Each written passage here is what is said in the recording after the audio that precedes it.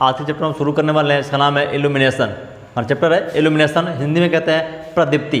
तो इस चैप्टर में हम पढ़ने वाले हैं कि प्रदीप्ति क्या होती है, उसका मात्रक क्या होता है, और जो सबसे हमारा मेन टॉपिक है इस चैप्टर का, तो बल्ब हमारे जो बल्ब होते हैं वो कितने प्रकार के होते हैं। जैसा आपने सुना होगा hydrogen lamp, fluorescent lamp, CFL, या जो आपका जो कार्बन फिलामेंट लैंप है या टंगस्टन फिलामेंट लैंप है।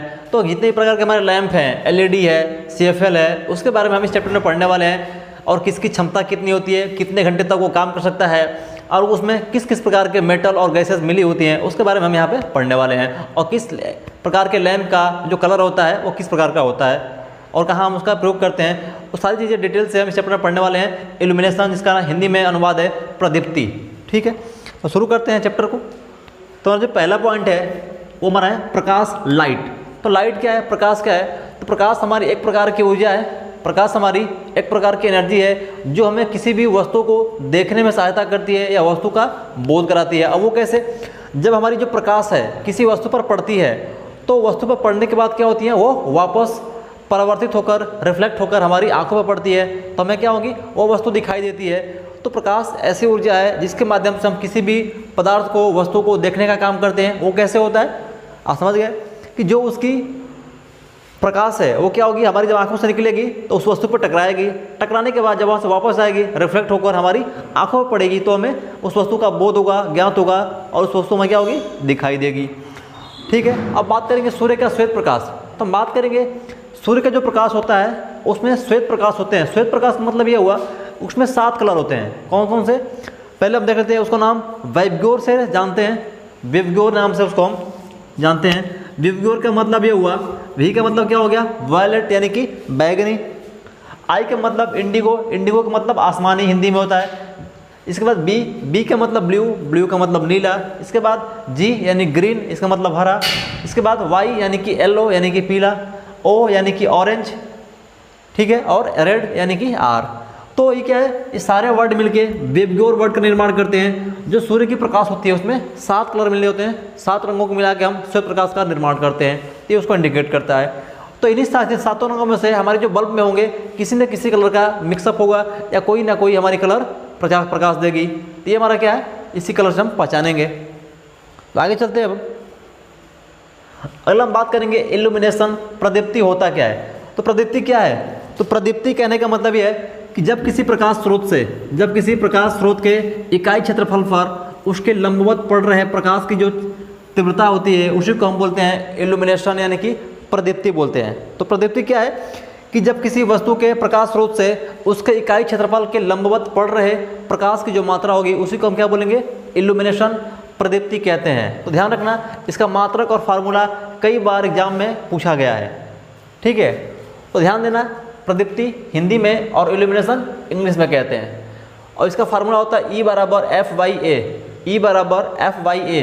अब F का है, F आपका है चुंबकीय, आपका प्रकाशीय फ्लक्स, यानी कि हम इसको दिखाते हैं ल्यूमेन में। A आपका उस पदार्थ का, उस वस्तु का क्षेत्रफल है जिस वस्तु पर हमारी पदार्थ क्या हो रही है, हमारी प्रकाश पड़ रही है। तो जो पूरा फार्मूला होगा उसको हम बोलेंगे E बराबर F/A, हमारा इल्यूमिनेशन यानी कि प्रदीप्ति का फार्मूला होता है। अब देखना, यहाँ से सबसे ज़्यादा इंपॉर्टेंट है इसका मात्रक में ज़्यादा कन्फ्यूजन होता है, तो ध्यान देना है।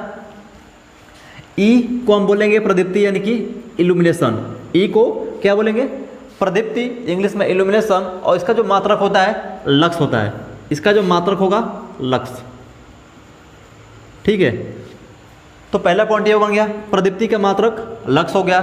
नंबर सेकंड F क्या हमारा, प्रदीप्ति फ्लक्स है, इसका मात्रक क्या होगा, इसका मात्रक ल्यूमेन में होता है। नंबर थर्ड आपका A एरिया, क्षेत्रफल है। ठीक है, तो हम इसको लिख लेते हैं थर्ड नंबर। 1 लक्स बराबर क्या होगा, 1 ल्यूमेन पर मीटर स्क्वायर, या इसको हम लिख सकते हैं, हमारा जो F है ये क्या है, F का मात्रक ल्यूमेन बटा में ये आपका A यानी कि एरिया, क्षेत्रफल, इसका मात्रक होगा मीटर स्क्वायर। तो हमारा जो प्रदीप्ति हो गया, इल्यूमिनेशन हो गया, इसका मात्रक क्या हुआ, इसका जो मात्रक होगा ल्यूमेन प्रति मीटर स्क्वायर। और इसी को हम क्या बोलेंगे, इसी को हम बोलते हैं लक्स, इसी को हम लक्स कहते हैं। ध्यान रखना, इसी को हम क्या बोलते हैं, लक्स बोलते हैं। इसके अलावा एक और नाम है इसका नाम है मीटर कैंडल। लक्स या कह लो मीटर कैंडल, मीटर कैंडल। तो ये इसके क्या है, सारे यूनिट हैं, इकाई, ये आपको ध्यान रखना होगा। जो हमारी इल्यूमिनेशन है, प्रदीप्ति है, उसका मात्रक क्या होगा, उसका मात्रक ल्यूमेन प्रति मीटर स्क्वायर या लक्स या कैंडल मीटर। तो आपको ध्यान देना होगा मीटर कैंडल या कैंडल मीटर, ये तीनों आपके यूनिट कई बार एग्जाम में पूछे जा चुके हैं और सबसे इंपॉर्टेंट पॉइंट है इस चैप्टर का, इसका यूनिट, इसका मात्रक। ठीक है, अब इसका फार्मूला E बराबर F/A। अब F का मात्रक क्या होगा, F हमारा क्या है, प्रदीप्ति फ्लक्स है। क्या है, प्रदीप्ति फ्लक्स, जिसका मात्रक ल्यूमेन होता है। प्रदीप्ति फ्लक्स हमारा F है और इसका मात्रक क्या होगा, इसका मात्रक ल्यूमेन होता है। तो 3 मात्रक वहाँ से हो गए, लक्स, मीटर कैंडल और ल्यूमेन पर मीटर स्क्वायर, जो प्रदीप्ति हो गए। और एक पॉइंट हमारा आ गया प्रदीप्ति फ्लक्स का मात्रक ल्यूमेन में। इस पॉइंट को आप ध्यान रखना और ये क्वेश्चन कई बार वेरी वेरी इंपॉर्टेंट कर लो इसको। ये हमारा जो पॉइंट है वेरी वेरी इंपॉर्टेंट, कई बार एग्जाम में यहाँ से क्वेश्चन बन चुका है। ठीक है, आगे चलते हैं हम।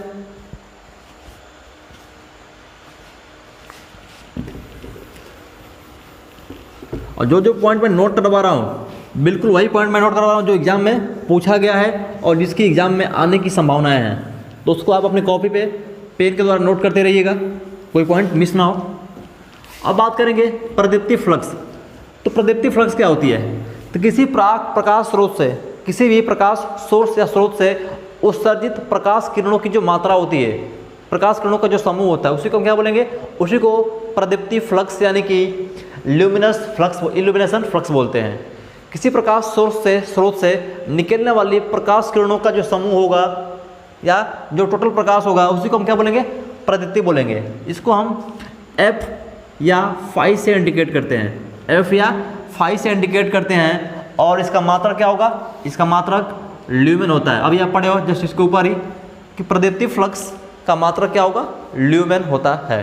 ठीक है, अब बात करेंगे प्रकाश की तीव्रता। तो प्रकाश की तीव्रता क्या होती है, तो जो हमारे प्रकाश की तीव्रता होती है वो प्रकाश की चमक पर निर्भर करती है। यानी कि आपकी जो प्रकाश है उसकी जो चमक ज़्यादा होगा, वो ज़्यादा चमकीला होगा, तो उसकी जो तीव्रता होगी, इंटेंसिटी होगी, उसका मान अधिक होगा। यदि जो प्रकाश है हमारा कम चमकीला है, रोशनी कम कर रही है, उसकी जो इंटेंसिटी होगी क्या होगा, कम होगा। तो वही बात कर रहा है कि प्रकाश की तीव्रता यानी कि इंटेंसिटी ऑफ लाइट या प्रदीप्ति की तीव्रता प्रकाश तीव्रता की प्रकाश की चमक पर निर्भर करती है। यानी कि प्रकाश की चमक जितनी अधिक होगी, आपकी जो तीव्रता है, इंटेंसिटी है, उसका मात्रक उतना ही क्या होगा, अधिक होगा। लेकिन ये चीज़ आपको नहीं पूछेगा, आपसे क्या पूछेगा, आपसे पूछता है इंटेंसिटी का मात्रक, इसका मात्रक क्या होता है। तो इंटेंसिटी का मात्रक यानी कि ज्योति तीव्रता या प्रकाश तीव्रता, ध्यान देना, प्रकाश तीव्रता को हम एक और नाम जानते हैं, इसको बोलते हैं ज्योति तीव्रता। ज्योति तीव्रता के नाम से जानते हैं, ज्योति तीव्रता के नाम से जानते हैं किसको, प्रकाश की तीव्रता कह लो या ज्योति तीव्रता कह लो या प्रदीप्ति तीव्रता कह लो। बात देखिए, बस वर्ड अलग अलग है। ठीक है, अब इसको हम क्या करेंगे, इसको हम कैपिटल I से इंडिकेट करते हैं, दर्शाते हैं, कैपिटल I से दर्शाते हैं। और इसका जो मात्रक होता है, इसकी बात करें मात्रक की, इसका मात्रक क्या होगा, इसका मात्रक होता है कैंडेला, इसका मात्रक कैंडेला होता है। ठीक है, इस पॉइंट को नोट कर लेना, प्रकाश तीव्रता या ज्योति तीव्रता या प्रदीप्ति तीव्रता, तीनों एक ही वर्ड है। इनका जो सिंबल है इसको हम कैपिटल I से दर्शाते हैं और इसका जो मात्रक होता है उसका मात्रक है कैंडेला। आप सब परिचित होंगे इससे। ठीक है, तो फिर आगे चलते हैं।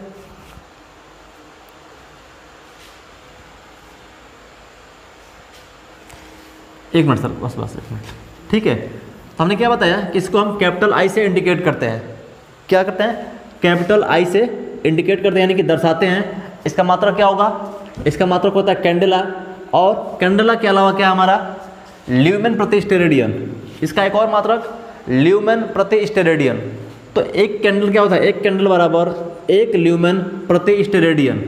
यानी कि आप ये कह सकते हो इसका मात्रक कैंडेला होगा या कैंडेला के अलावा क्या हो सकता है, कैंडेला के अलावा होगा ल्यूमेन प्रति स्टेरेडियन, इसका मात्रक होगा। इसके भी 2 मात्रक हो गए, ज्योति तीव्रता के 2 मात्रक हो गए, कौन कौन से, कैंडेला या ल्यूमेन प्रति स्टेरेडियन। तो इन दोनों मात्रकों का आप ध्यान रखना, एग्जाम में आपके यहाँ से मात्रक ही पूछे जाते हैं ऑब्जेक्टिव क्वेश्चन में, ठीक है। आपकी थ्योरी नहीं पूछेगा, तो थ्योरी आप समझ लो, लेकिन ये चीज़ आपको ध्यान रखनी पड़ेगी। आगे बढ़ते हैं अब हम।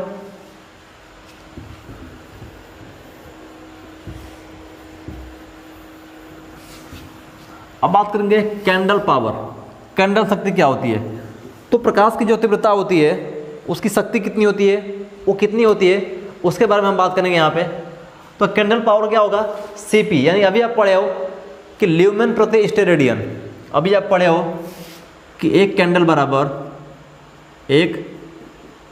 बराबर ल्यूमेन प्रति स्टेरेडियन। अभी आप ऊपर पढ़े हो जस्ट, जो तीव्रता होती है ज्योति का उसका मात्रक कैंडेला या ल्यूमेन प्रति स्टेरेडियन।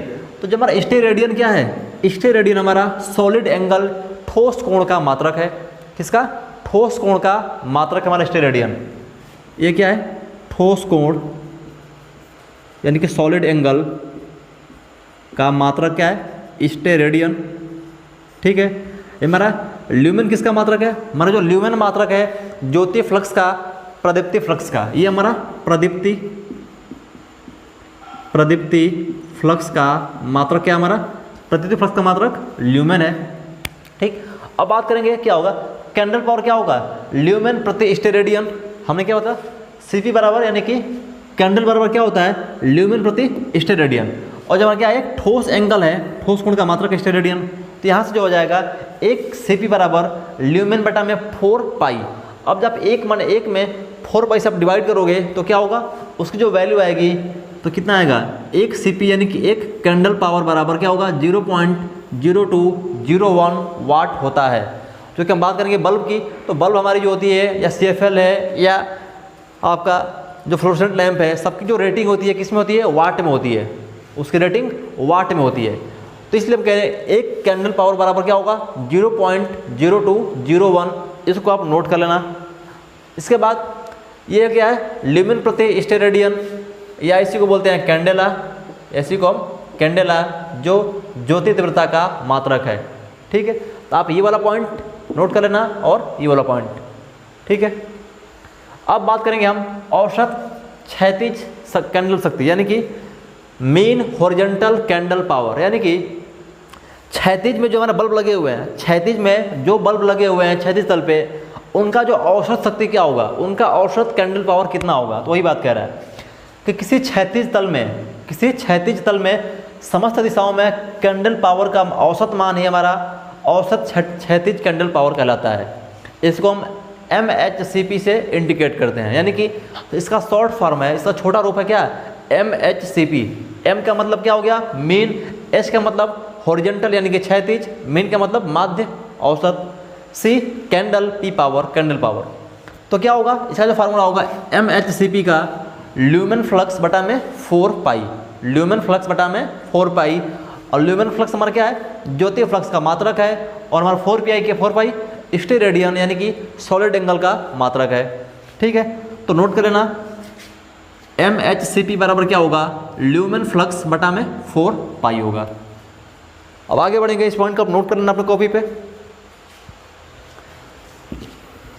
अभी फिलहाल हम जितने पॉइंट पढ़ रहे हैं, तो यहाँ से इसका या तो फार्मूला या फिर इसका यूनिट यानी कि मात्रक आपसे एग्जाम में पूछा जाता है, इसको आपको ध्यान रखना होगा। अब बात करेंगे औसत गोलाकार कैंडल शक्ति, यानी कि average of spherical candle power, यानी कि एवरेज या मीन, माध्य कह लो। मीन ऑफ स्फेरिकल मतलब क्या? गोलाकार, और कैंडल पावर। तो यदि हमारा क्या होगा? जो प्रकाश स्रोत है, वो प्रकाश स्रोत किसी गोलाकार एरिया में, गोलेकार क्षेत्र में क्या हो रहा है? फैला हुआ है, डिस्ट्रीब्यूट हो रहा है। तो वहाँ पे जो कैंडल का जो पावर निकलेंगे, जो हमारी शक्ति निकलेगी प्रकाश की, ज्योति तीव्रता की, वो क्या होगा? वो होगा MHCP, यानी कि मीन स्फेरिकल यानी कि गोलाकार, कैंडल पावर यानी कि गोलाकार, क्या होगा?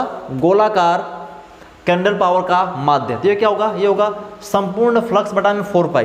टोटल जो फ्लक्स होगा उस पूरे कमरे का जो गोलाकार है, टोटल फ्लक्स बटा में 4 पाई, ये हमारा क्या होगा? MHCP होगा, ठीक है। अब आगे बात करेंगे औसत अर्धगोलाकार कैंडल पावर, यानी कि ये हमारा पूर्ण गोलाकार था, अब बात करेंगे अर्ध गोलाकार। ये क्या होगा, ये होगा MHSCP यानी कि मीन यानी कि half spherical candle power. Mean मतलब माध्य या औसत, H मतलब हाफ, S मतलब स्फेरिकल यानी कि गोलाकार, C मतलब कैंडल, P मतलब पावर। तो यानी हमने पूरा इधर पढ़ा था कि पूर्ण गोलाकार का, अब पढ़ेंगे अर्ध गोलाकार का। तो क्या होगा, अर्धगोले में उत्पन्न फ्लक्स, अर्धगोले में उत्पन्न फ्लक्स बटा में 2 पाई। ठीक है, तो यहाँ 4 पाई था, हमने आधा कर दिया तो यहाँ 2 पाई हो गया, क्योंकि हम आधे की बात कर रहे हैं। तो ये होगा MHSCP बराबर क्या होगा, अर्धगोले में उत्पन्न फ्लक्स बटा में 2 पाई, यानी कि अर्धगोलाकार बल्ब या प्रदीप्ति पदार्थ के माध्यम से जो हमें प्रकाश की तीव्रता निकाली जाती है वो यहाँ से हम निकालेंगे उसका एवरेज निकाल के। तो क्या होगा, MHSCP के माध्यम से जानते हैं। तो फिलहाल आपको क्या करना है कि जो भी ये पॉइंट है इसका फार्मूला आपको ध्यान रखना होगा। ठीक है, हालांकि वो उतने इंपॉर्टेंट नहीं है, जो बहुत ज़्यादा इंपॉर्टेंट होगा, जो कई बार एग्जाम में पूछे गए हैं, मैं उसको आपको वहाँ पे टिक कर दूंगा और बता दूंगा कि ये पॉइंट बहुत ही इंपॉर्टेंट है। हालांकि अभी तक एग्जाम में पूछा नहीं गया है, लेकिन मे भी चांस हो सकता है पूछने का, तो आपको ध्यान रखना होगा इस फार्मूले का। अब बात करेंगे ब्राइटनेस यानी कि चमक। तो चमक क्या होता है, तो जब किसी प्रकाशित स्रोत से किसी इकाई क्षेत्रफल पर जो हमारी प्रकाश पड़ती है, तो जो उसकी तीव्रता होती है, प्रदीप्ति होती है, उसी को हम क्या बोलेंगे, उसी को हम चमक कहते हैं या ब्राइटनेस कहते हैं। तो ब्राइटनेस का मात्रक एग्जाम में पूछा जा चुका है, तो आपको ध्यान रखना होगा। ब्राइटनेस को हम कैपिटल L से इंडिकेट करते हैं, कैपिटल L से इंडिकेट करते हैं, और 1/A यानी कि कैंडल पर मीटर स्क्वायर, यानी कि ये हमारी जो ब्राइटनेस है, जो चमकीलापन मिलापना है, तो क्या होगा, किसी प्रकाशित स्रोत से, किसी प्रकाश के स्रोत से किसी बिंदु पर जहाँ वो पड़ती है, उसकी जो प्रदीप्ति तीव्रता होती है, किसकी प्रदीप्ति तीव्रता, उस पर डिपेंड करेगी कि उस वहाँ का जो एरिया है वो कितना है। यानी कि किसी प्रकाशित स्रोत से किसी पदार्थ के इकाई क्षेत्रफल पर पड़ने वाली प्रकाश की तीव्रता और उसके क्षेत्रफल के अनुपात को हम क्या बोलेंगे, हम बोलेंगे चमक यानी कि ब्राइटनेस कहेंगे। तो क्या होगा, कैंडला पर मीटर स्क्वायर इसका मात्रक होगा, किसका, ब्राइटनेस का, यानी कि चमक का जो मात्रक होगा कैंडल पर मीटर स्क्वायर। तो कैंडल किसका मात्रक है भाई, कैंडल किसका मात्रक है, तो ये मात्रक है ज्योति तीव्रता, ज्योति तीव्रता, या कह सकते हो, या किसका, प्रकाश तीव्रता का, या प्रकाश तीव्रता। ठीक है, बटा में आपका क्या होगा, एरिया यानी कि क्षेत्रफल। तो किसी प्रकाशित स्रोत के माध्यम से, किसी वस्तु पर जितनी अधिक मात्रा में हमारी ज्योति तीव्रता, प्रकाश की तीव्रता पड़ती है, तो वो उसके क्षेत्रफल से डिवाइड करने पर जो हमें वैल्यू प्राप्त होगी उसको हम क्या बोलेंगे, उसको बोलेंगे ब्राइटनेस यानी कि चमक। और चमक का मात्रक एग्जाम में पूछा जा चुका है, तो क्या होगा इसका मात्रक, कैंडल पर मीटर स्क्वायर। कैंडल हमारा ज्योति तीव्रता का मात्रक है, और एरिया जिस पदार्थ पे वो पड़ रही है उसका क्षेत्रफल की बात कर रहा है। ठीक है, अब बात करेंगे चौंध यानी ग्लेर। तो चौंध क्या होता है, चौंध मतलब क्या हो गया, जब आप कहते हो कि आँख चौंधिया गया, मतलब क्या हो गया, आपकी जो आँख है उसको क्या है, संवेदनशील होता है। तो यदि प्रकाश की मात्रा बहुत अधिक मात्रा में आपकी आंखों पर पड़ती है, तो आपकी जो आँख है उसको सहन नहीं कर पाती है, और उस स्थिति में किसी वस्तु को ना तो देख पाती है, तो उसको बोलेंगे हम चौंध यानी कि ग्लेर कहते हैं, ग्लेर कहते हैं। तो कह रहा है कि किसी पदार्थ, किसी प्रकाश स्रोत के द्वारा उत्पन्न वह तीव्र प्रकाश जो आँखों से नहीं देखा जा सकता, या देखने का प्रयास करने पर क्या होगा, कष्ट का अनुभव होता है, चौंध यानी कि ग्लेर कहलाता है। जैसे आप सूर्य को देखते हो, आपकी आँख क्या होती है, अचानक से बंद हो जाती है, आप उसको देख नहीं पाते हो। तो क्या है, उसकी जो रोशनी है इतनी तगड़ी होती है, इतनी तीव्र होती है कि आप उसको देख नहीं पाते हो। या फिर आप रात में जब जर्नी करते हो, तो जो गाड़ी की हेडलाइट की रोशनी आपके आँख पे अचानक पड़ती है, तो वो भी क्या होता है, वो भी एक प्रकार का ग्लेर है, चौंध है, जो आपकी आँख है उसको सेंस नहीं कर पाती है, आपकी आँख क्या होती है, बंद हो जाती है। या फिर आप जब कंटिन्यू उसको देखोगे तो आपको आँख में क्या होगी, कष्ट होगी, वो चौंध कहलाती है। आगे चलते हैं।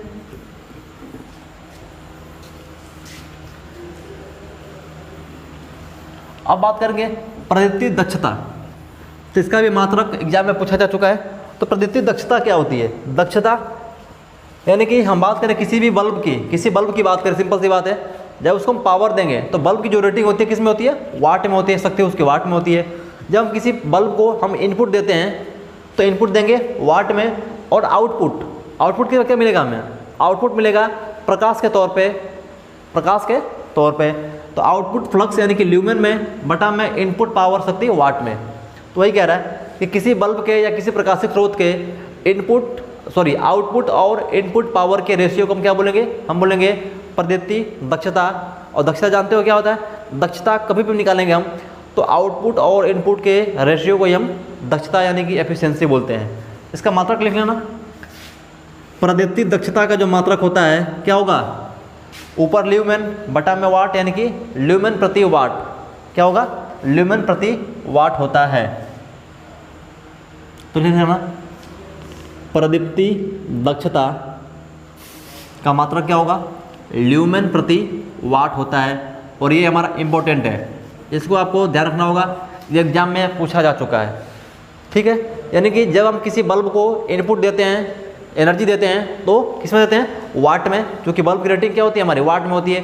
20 वाट, 50 वाट, 60 वाट या 100 वाट का जो हमारा बल्ब होता है, हम उसको इनपुट देंगे वाट में, हमें जो क्या मिलेगा आउटपुट, हमें मिलेगा प्रकाश के तौर पे। तो उसे बोलेंगे ल्यूमेन, यानी कि ल्यूमेन रूप में हमारा क्या होगा, तो ल्यूमेन प्रति वाट हमारा क्या होगा, प्रतिदीप्ति दक्षता का मात्रक होगा। ठीक है, आगे चलते हैं। अब बात करेंगे अवशोषण गुणांक। अवशोषण गुणांक तो क्या होगा अवशोषण गुणांक, जब प्रकाश की किरणें किसी सतह पर पड़ती हैं, जब प्रकाश की किरण किसी सतह पर पड़ती है, जो हमारा सतह होता है कुछ किरणों क्या करता है, कुछ किरणों को अपने अंदर एब्जॉर्ब कर लेता है, अवशोषित कर लेता है। जैसे हम बात करें बल्ब की, आप कमरे में एक लाइट जला रहे हो, तो लाइट की जो दीवारें जला रहे हो, जो प्रकाश निकलती है, तो जो दीवारें होती है क्या करती हैं, दीवारें अपने अंदर कुछ प्रकाश को एब्जॉर्ब करती है। एब्जॉर्ब करने का मतलब यह है कि उसको छिपा लेती हैं। ठीक है, उसी के बाद में बात करेंगे अवशोषण गुणांक यानी कि एब्जॉर्प्शन फैक्टर का।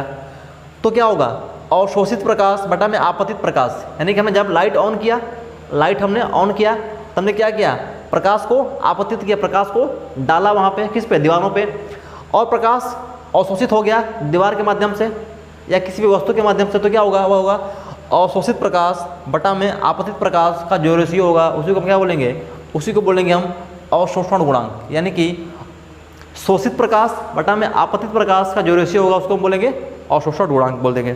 ठीक है, आगे बढ़ते हैं। अगला हमारा परावर्तन गुणांक।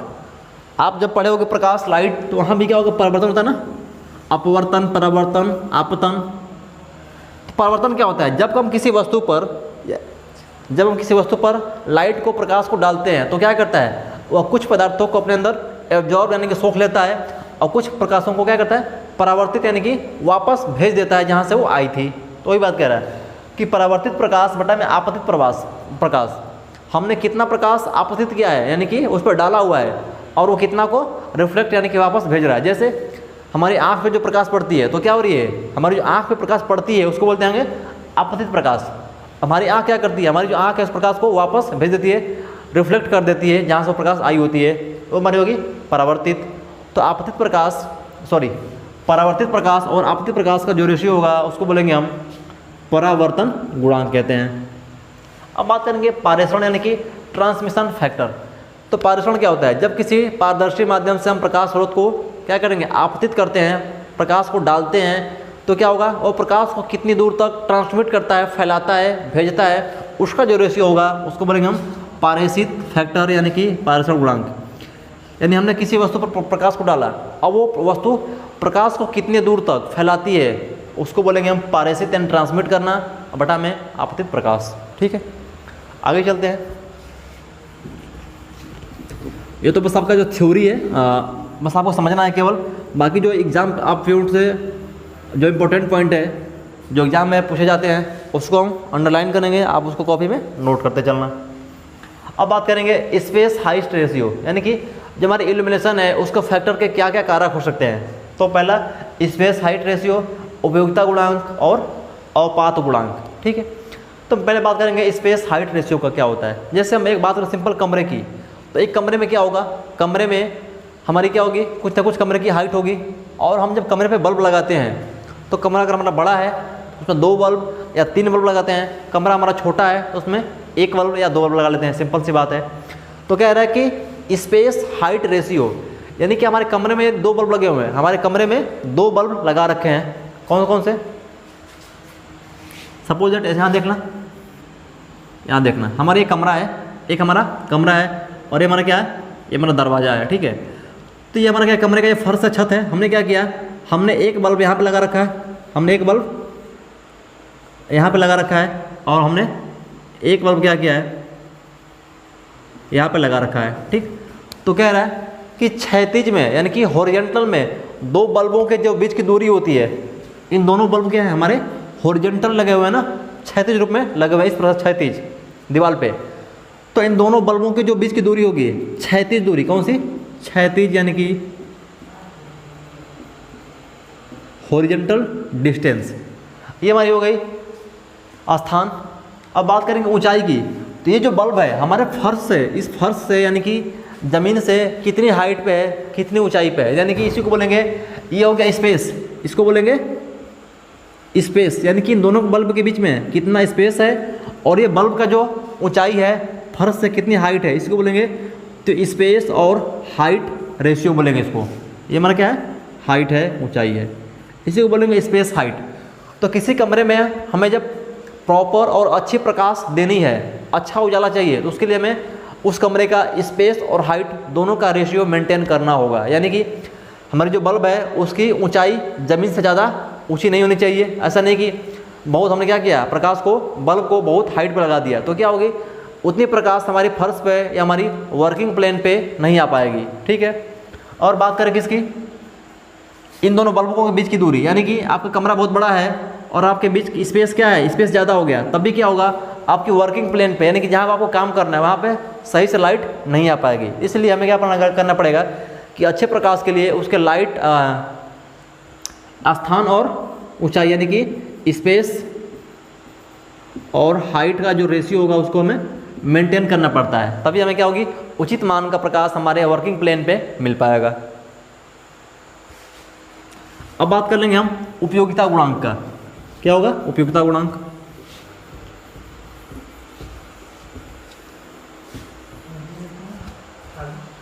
उपयोगिता गुणांक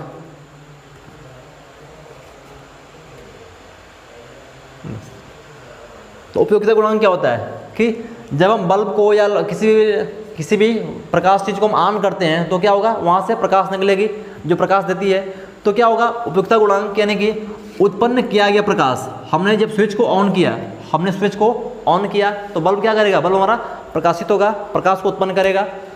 तो उत्पन्न किया गया प्रकाश प्रतिफ्लक्स और उपभोग किया गया, यानी कि हमने कितना यूज किया, हमने कितना प्रकाश उत्पन्न किया और कितना हमने उसका यूटिलाइज किया, खर्च किया, यूज किया, उसका जो रेशियो होगा उसको बोलेंगे हम यूटिलाइजेशन यानी कि उपयोगिता गुणांक कहते हैं। यानी कि किसी भी प्रकाश स्रोत के द्वारा और कमरे के द्वारा, यानी कि उपभोग किया गया, यूज किया गया प्रकाश बटा में उत्पन्न किया गया प्रकाश का जो रेशियो होगा उसको बोलेंगे हम उपयोगिता गुणांक, यूटिलाइजेशन फैक्टर बोलते हैं। अब बात करेंगे औपात गुणांक यानी कि डिप्रिसिएशन फैक्टर। डिप्रिसिएशन फैक्टर क्या होता है, तो जो हमारा बात करेंगे डिप्रिसिएशन फैक्टर का, तो यह क्या होता है कि सिंपल हम बात करें, जब हमारी घर होती हैं, ये जो हमारा कमरा होता है, तो कमरे के दीवारों पे धूल इत्यादि चीज़ें अगर इकट्ठा हो गई हैं, हमारा जो बल्ब है उसका जो बाहरी आवरण है वो क्या हो गया, गंदा हो गया है, तो वहाँ से जो प्रकाश निकलेगी वो प्रकाश हमारी धूमिल होगी, उतनी अच्छी हमारी तीव्रता नहीं देगी जितना हमें चाहिए। और हम बात करें यदि पूरे कमरे को हम क्या करें, पूरे कमरे को हम साफ़ कर दें, वहाँ का जो धूल मिट्टी है उसको हम अलग कर दें, और जो हमारा बल्ब है, बल्ब को भी हम उसके बाहरी आवरण को पोंछ के साफ़ कर दें, तो क्या होगा, दोनों ही केस में हमारी जो प्रकाश की तीव्रता अलग अलग होगी। यानी कि हमारा नॉर्मल अवस्था में जब कमरे में धूल मिट्टी गंदगी बैठी है, बल्ब के ऊपर भी गंदगी बैठी है, तो वहाँ क्या होगा, उस समय जो हमारी चमक मिलेगी, जो प्रकाश मिलेगी वो कम होगी। लेकिन हमारा बल्ब भी वही रहेगा, कमरा भी वही रहेगा, हमने पूरे बल्ब को साफ़ कर दिया पानी से, पूरे कमरे के धूल मिट्टी को अलग कर दिया, हटा दिया, तो उस केस में क्या होगा, जो हमारी तीव्रता होगी प्रकाश की वो अधिकतम होगी। तो वही बात कर रहा है किसका, औपात गुणांक का। तो सभी वस्तु साफ होने पर प्रकाश बटा में वास्तविक अवयव में अवस्था में प्रदीप्ति, यानी कि वास्तविक में जब हमारा कमरा गंदा और बल्ब हमारा गंदा हो, उस केस में जो हमारा होगा उसको बोलेंगे औपात गुणांक, यानी कि डिप्रिसिएशन फैक्टर बोलते हैं। तो यहाँ पे क्या करना होगा, यहाँ पे आपको इसका मान ध्यान रखना होगा, इसका मान ध्यान रखना होगा। डिप्रिसिएशन फैक्टर यानी कि औपात गुणांक का मान 1.2 से 1.4 के बीच होता है, और ये पॉइंट इंपॉर्टेंट है, ये पॉइंट आपका इंपॉर्टेंट है, ठीक है। आगे बढ़ते हैं।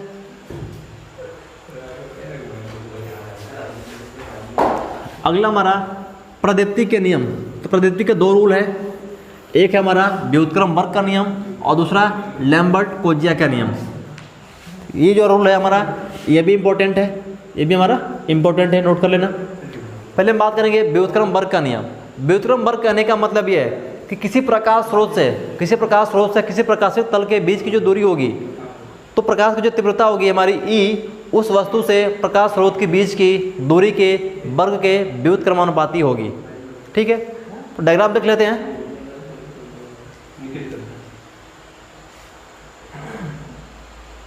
ठीक है, ये हमारी क्या है, प्रकाश स्रोत है जो क्या करे, प्रकाश को उत्पन्न करे, प्रकाश को निकाल रही है। और ये हमारी वर्किंग प्लेन है या कोई कमरा है जहाँ पे हमें प्रकाश को भेजनी है। तो क्या कह रहा है कि जो हमारी इल्यूमिनेशन यानी कि जो प्रकाश की तीव्रता है, तो उस स्रोत से उस वस्तु के बीच की जो दूरी होगी उसके वर्ग के व्युत्क्रमानुपाती होती है। अगर हमारा वस्तु यहाँ पे है, उसकी दूरी दी है, हमारी वस्तु यदि यहाँ पहुँच गई तो उसकी दूरी 2d, वस्तु हमारी यहाँ से लेके अब यहाँ पहुँच गई, उसके बीच जो दूरी है वो 3d है। तो कहने का मतलब ये हुआ कि यदि प्रकाश स्रोत से दूरी का मान क्या होगा, दूरी का मान बढ़ेगा, तो उस वस्तु पे, उस जगह पे जो प्रकाश होगी वो कम मात्रा में पहुँचेगी। सिंपल सी बात है। तो क्या होगा, ई प्रोपोर्शनल आई बटा में डी स्क्वायर। ठीक है, आई आपका प्रदीप्ति तीव्रता यानी कि ज्योति तीव्रता है, डी हमारी स्रोत से वस्तु के बीच की दूरी, और ई क्या है, ई हमारा क्या है, प्रदीप्ति यानी कि ल्यूमिनस इंटेंसिटी यानी कि प्रदीप्ति हमारी है। ठीक है, क्या है, इल्यूमिनेशन है। तो इल्यूमिनेशन प्रदीप्ति बराबर क्या होगा, ई प्रोपोर्शनल आई बटा में डी स्क्वायर। इसको आपको ध्यान रखना होगा। आगे देख लेते हैं, हमारा जो सेकेंड लॉ है वो क्या कहता है। सेकेंड लॉ है लैम्बर्ट-कोज्जिया नियम, यानी कि प्रकाश स्रोत से जब हमारी प्रकाश निकलती है, प्रकाश स्रोत से जब हमारी प्रकाश निकलती है, तो उस प्रकाश के आपतित किरण और अभिलंब के बीच जो एंगल बनता है, उस प्रकाश के किरण और अभिलंब के बीच जो एंगल बनता है, वो उसके कॉस थीटा का मान क्या होता है हमारा, प्रदीप्ति यानी कि इल्यूमिनेशन ई के प्रोपोर्शनल होता है, यानी कि ई प्रोपोर्शनल कॉस थीटा। जो प्रकाश निकलेगी हमारी, ऐसा होता है ना, ये हमारा क्या है, ये हमारा अभिलंब होता है, और यहाँ से जो प्रकाश मान लो ऐसे निकल रही है, तो इसके बीच जो एंगल बनेगा थीटा, तो हम ले लेंगे इसका कॉस थीटा, यानी कि कोसाइन, क्या बोलते हैं, कोसाइन मतलब कॉस थीटा। तो ई प्रोपोर्शनल कॉस थीटा, और हम दोनों को मिला दे, और रूल नंबर 1 और रूल नंबर 2 दोनों को मिलाए गए हैं, तो क्या बनेगा, ई बराबर आई बटा में डी स्क्वायर कॉस थीटा। ये ध्यान रखना, ये दोनों फार्मूले हमारे लिए इंपॉर्टेंट हैं। डायरेक्ट ये फार्मूला एग्जाम में पूछा गया है, या फिर यहाँ से न्यूमेरिकल भी बनता है। आपको आई के मान यानी कि ज्योति तीव्रता का मान दे देगा, और वर्किंग प्लेन और सोर्स के बीच की दूरी दे देगा, और एंगल दे देगा। तो बोलेगा कि जो हमारा इल्यूमिनेशन है, प्रदीप्ति है, इसका मात्रक या इसका मान क्या होगा, तो निकालना पड़ेगा आपको। ठीक है, आगे बढ़ते हैं।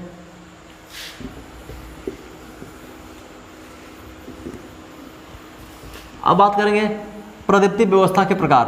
तो कई प्रकार की व्यवस्थाएं हैं, उसको देख लेते हैं। पहला हमारा डायरेक्ट इल्यूमिनेशन सिस्टम, प्रत्यक्ष प्रकाश व्यवस्था या प्रत्यक्ष प्रदीप्ति व्यवस्था। तो इसमें क्या होता है कि जब प्रकाश की मैक्सिमम किरणें या जो हमारा बल्ब का जो प्रकाश होगा, मैक्सिमम उसका जो भाग होगा, यानी कि 90% भाग हमारी क्या हो, नीचे की ओर हो, फर्श की ओर हो, तो उसको बोलेंगे हम डायरेक्ट इल्यूमिनेशन सिस्टम बोलेंगे। तो यहाँ से क्वेश्चन क्या पूछ सकता है, यहाँ से क्वेश्चन पूछता है कि डायरेक्ट व्यवस्था में हमारी जो प्रकाश होती है उससे कितने % भाग हमारी फर्श पे पहुँचती है, फर्श पे कितना % भाग पहुँचती है। तो इस केस में क्या होगा, 90% भाग हमारा नीचे की ओर यानी कि फर्श की ओर होगा, और उसका जो 10% भाग होगा वो इधर उधर बिखर जाएगा, बट जाएगा। तो नोट कर लेना, इस विधि में क्या होगा, इस विधि में बल्ब का 90% प्रकाश नीचे की ओर यानी कि फर्श की ओर होगा, और केवल 10% प्रकाश क्या होगा, प्रकाश ही इधर उधर फैल पाएगा, यानी कि आपका जाएगा छत के ऊपर या फिर दाएं बाएं ऊपर नीचे फैल सकता है। लेकिन जो 90% वो क्या होगा, वो फर्श की ओर नीचे की ओर होगा। ठीक है, आगे बढ़ते हैं। यहाँ देख लेना, डायग्राम यहाँ दिखा रखा है। ठीक है, ये जो व्यवस्था है, ये हमारे जो बल्ब लगा देंगे, इसमें जो मैक्सिमम प्रकाश कहाँ होंगी, हमारे फर्श की तरफ नीचे की ओर होंगी। ठीक है, तो ये वैल्यू आपको ध्यान रखना होगा। अगला बात करेंगे अर्ध प्रत्यक्ष, यानी कि हाफ डायरेक्ट, सेमी डायरेक्ट कह लो या हाफ डायरेक्ट कह लो। अर्ध प्रकाश व्यवस्था में क्या होगा, अगर डायरेक्ट है, क्या होगा, डायरेक्ट है, तो इसमें 60 से 90% भाग, इस व्यवस्था में 60 से 90% भाग आपका फर्श की तरफ होगा, नीचे की तरफ होगा। इस प्रकार व्यवस्था का 60 से 90% भाग नीचे की ओर पड़ता है। बाकी जो शेष बचेगा वो क्या होगा, वो इधर उधर यानी कि छत पर, दीवारों पर, यहाँ वहाँ क्या होगा, फैलेगा। तो नोट करना ये पॉइंट, यही पॉइंट एग्जाम में पूछा जाता है। फुल यानी कि डायरेक्ट में या फिर सेमी डायरेक्ट में जो प्रकाश की तीव्रता होती है कितने % फर्श पर पहुंचती है, ये व्यवस्था है। ये क्या हो गया, इसमें हमने जो अभी ऊपर पढ़ा था, हमने ऊपर जो देखा था बल्ब, इसका क्या था, इसका टोटल लाइट हमारी नीचे की ओर आ रही थी, लेकिन ये क्या हो गया, थोड़ा सा डिस्ट्रीब्यूट हो गया, बट गया। तो क्या होगा, 60 से 90% इसका हमारा होगा फर्श की ओर, बाकी यहाँ वहाँ बट जाएगा। आगे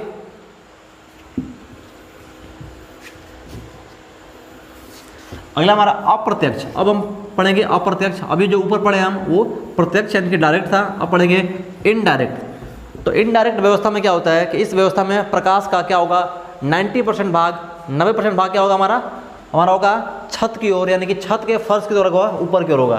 तो लिख लेना, इनडायरेक्ट व्यवस्था में क्या होगा, जो प्रकाश 90% भाग क्या हो, ऊपर की ओर यानी कि छत की ओर डिफ्लेक्ट करेगा, उसको बोलेंगे हम इनडायरेक्ट व्यवस्था। यानी कि जो प्रकाश का 90% भाग क्या होगा, छत की ओर परावर्तित कर दे, ये है।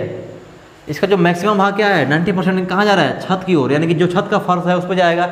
बाकी इसका 10% जो भाग है वो इधर उधर फैल जाएगा। अब देख लेंगे कि अर्ध अप्रत्यक्ष प्रदीप्ति व्यवस्था, यानी कि सेमी इनडायरेक्ट प्रकाश व्यवस्था।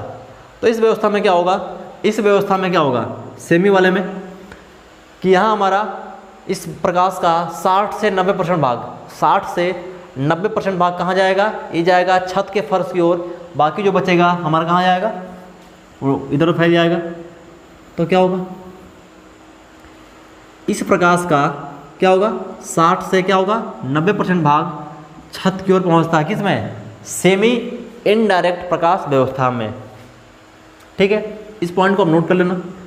आगे बढ़ेंगे, सामान्य प्रदीप्ति व्यवस्था, यानी कि जनरल इल्यूमिनेशन सिस्टम। तो इस व्यवस्था में क्या होगा, ये जो व्यवस्था हमारी होती है, हम जब नॉर्मल कमरे में या बाहर बल्ब लगाते हैं तो उसका जो प्रकाश फैलता है इधर उधर, उसको बोलेंगे हम नॉर्मल लाइट की व्यवस्था करते हैं। इसका जो प्रकाश होगा सभी दिशाओं में बराबर मात्रा में क्या होगा, फैल जाएगा। तो ये हमारा क्या हो गया, नॉर्मल प्रकाश व्यवस्था बोलेंगे इसको हम। ठीक है, आगे चलते हैं।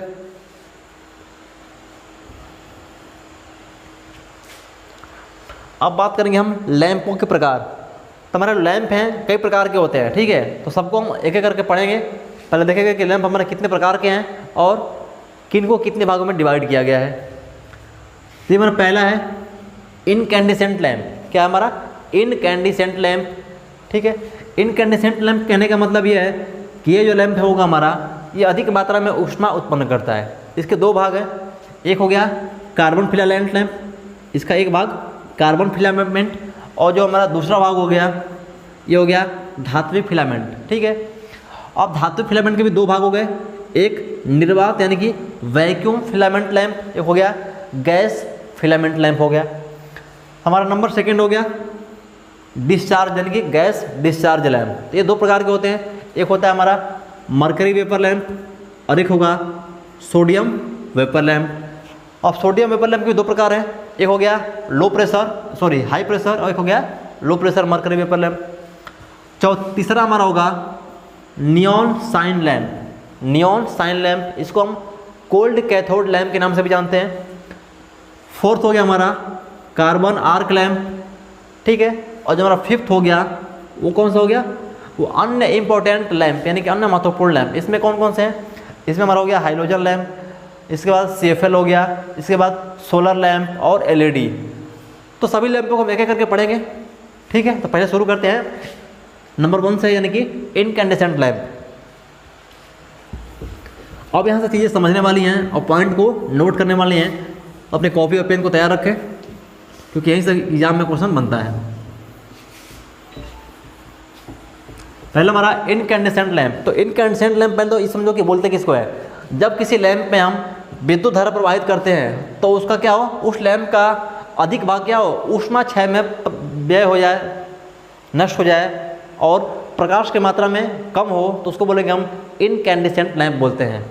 ध्यान देना, जिस लैंप में से विद्युत धारा प्रवाहित करने पर ऊष्मा और प्रकाश क्या हो, दोनों उत्पन्न करे, ऊष्मा भी और प्रकाश भी दोनों उत्पन्न करेगा, उसको बोलेंगे हम इनकैंडिसेंट लैंप कहते हैं। तो वह इनकैंडिसेंट लैंप कहते हैं। लेकिन इसमें क्या होगा, इसमें प्रकाश कम लेकिन ऊष्मा ज़्यादा उत्पन्न होगा, किसमें, इनकैंडिसेंट लैंप में। तो ये दो तरह के होते हैं, मैंने बताया था, एक कार्बन फिलामेंट लैंप और एक धात्विक फिलामेंट लैंप। तो पहले हम बात करेंगे किसकी, कार्बन फिलामेंट लैंप की। तो क्या होगा, इस लैंप में क्या होगा कि एक बाहर बल्ब लगा होगा, कांच का गोलाकार भाग होगा, उसके अंतर्गत क्या होगा, हमारा जो एक लगेगा फिलामेंट, और फिलामेंट जो होगा हमारा किसका होगा, वो कार्बन का होगा, इसलिए इसका नाम पड़ गया कार्बन फिलामेंट लैंप। ठीक है, और इसके अंदर क्या होगा, इसके अंतर्गत वैक्यूम यानी कि कोई भी निष्क्रिय गैस नहीं भरी जाएगी। ठीक है, तो उसको देख लेते हैं फिगर इसका।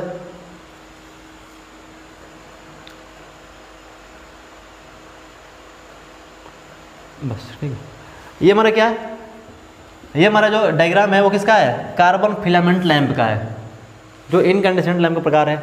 ये क्या, ये कांच का एक बाहरी आवरण है जो बल्ब है, जिसमें क्या होती है, प्रकाश हमारी फैलने का काम करती है, प्रकाश फैलती है, और यहाँ से क्या होती है, और इस भाग से क्या होती है, प्रकाश हमारी बाहर की ओर उत्सर्जित होती है।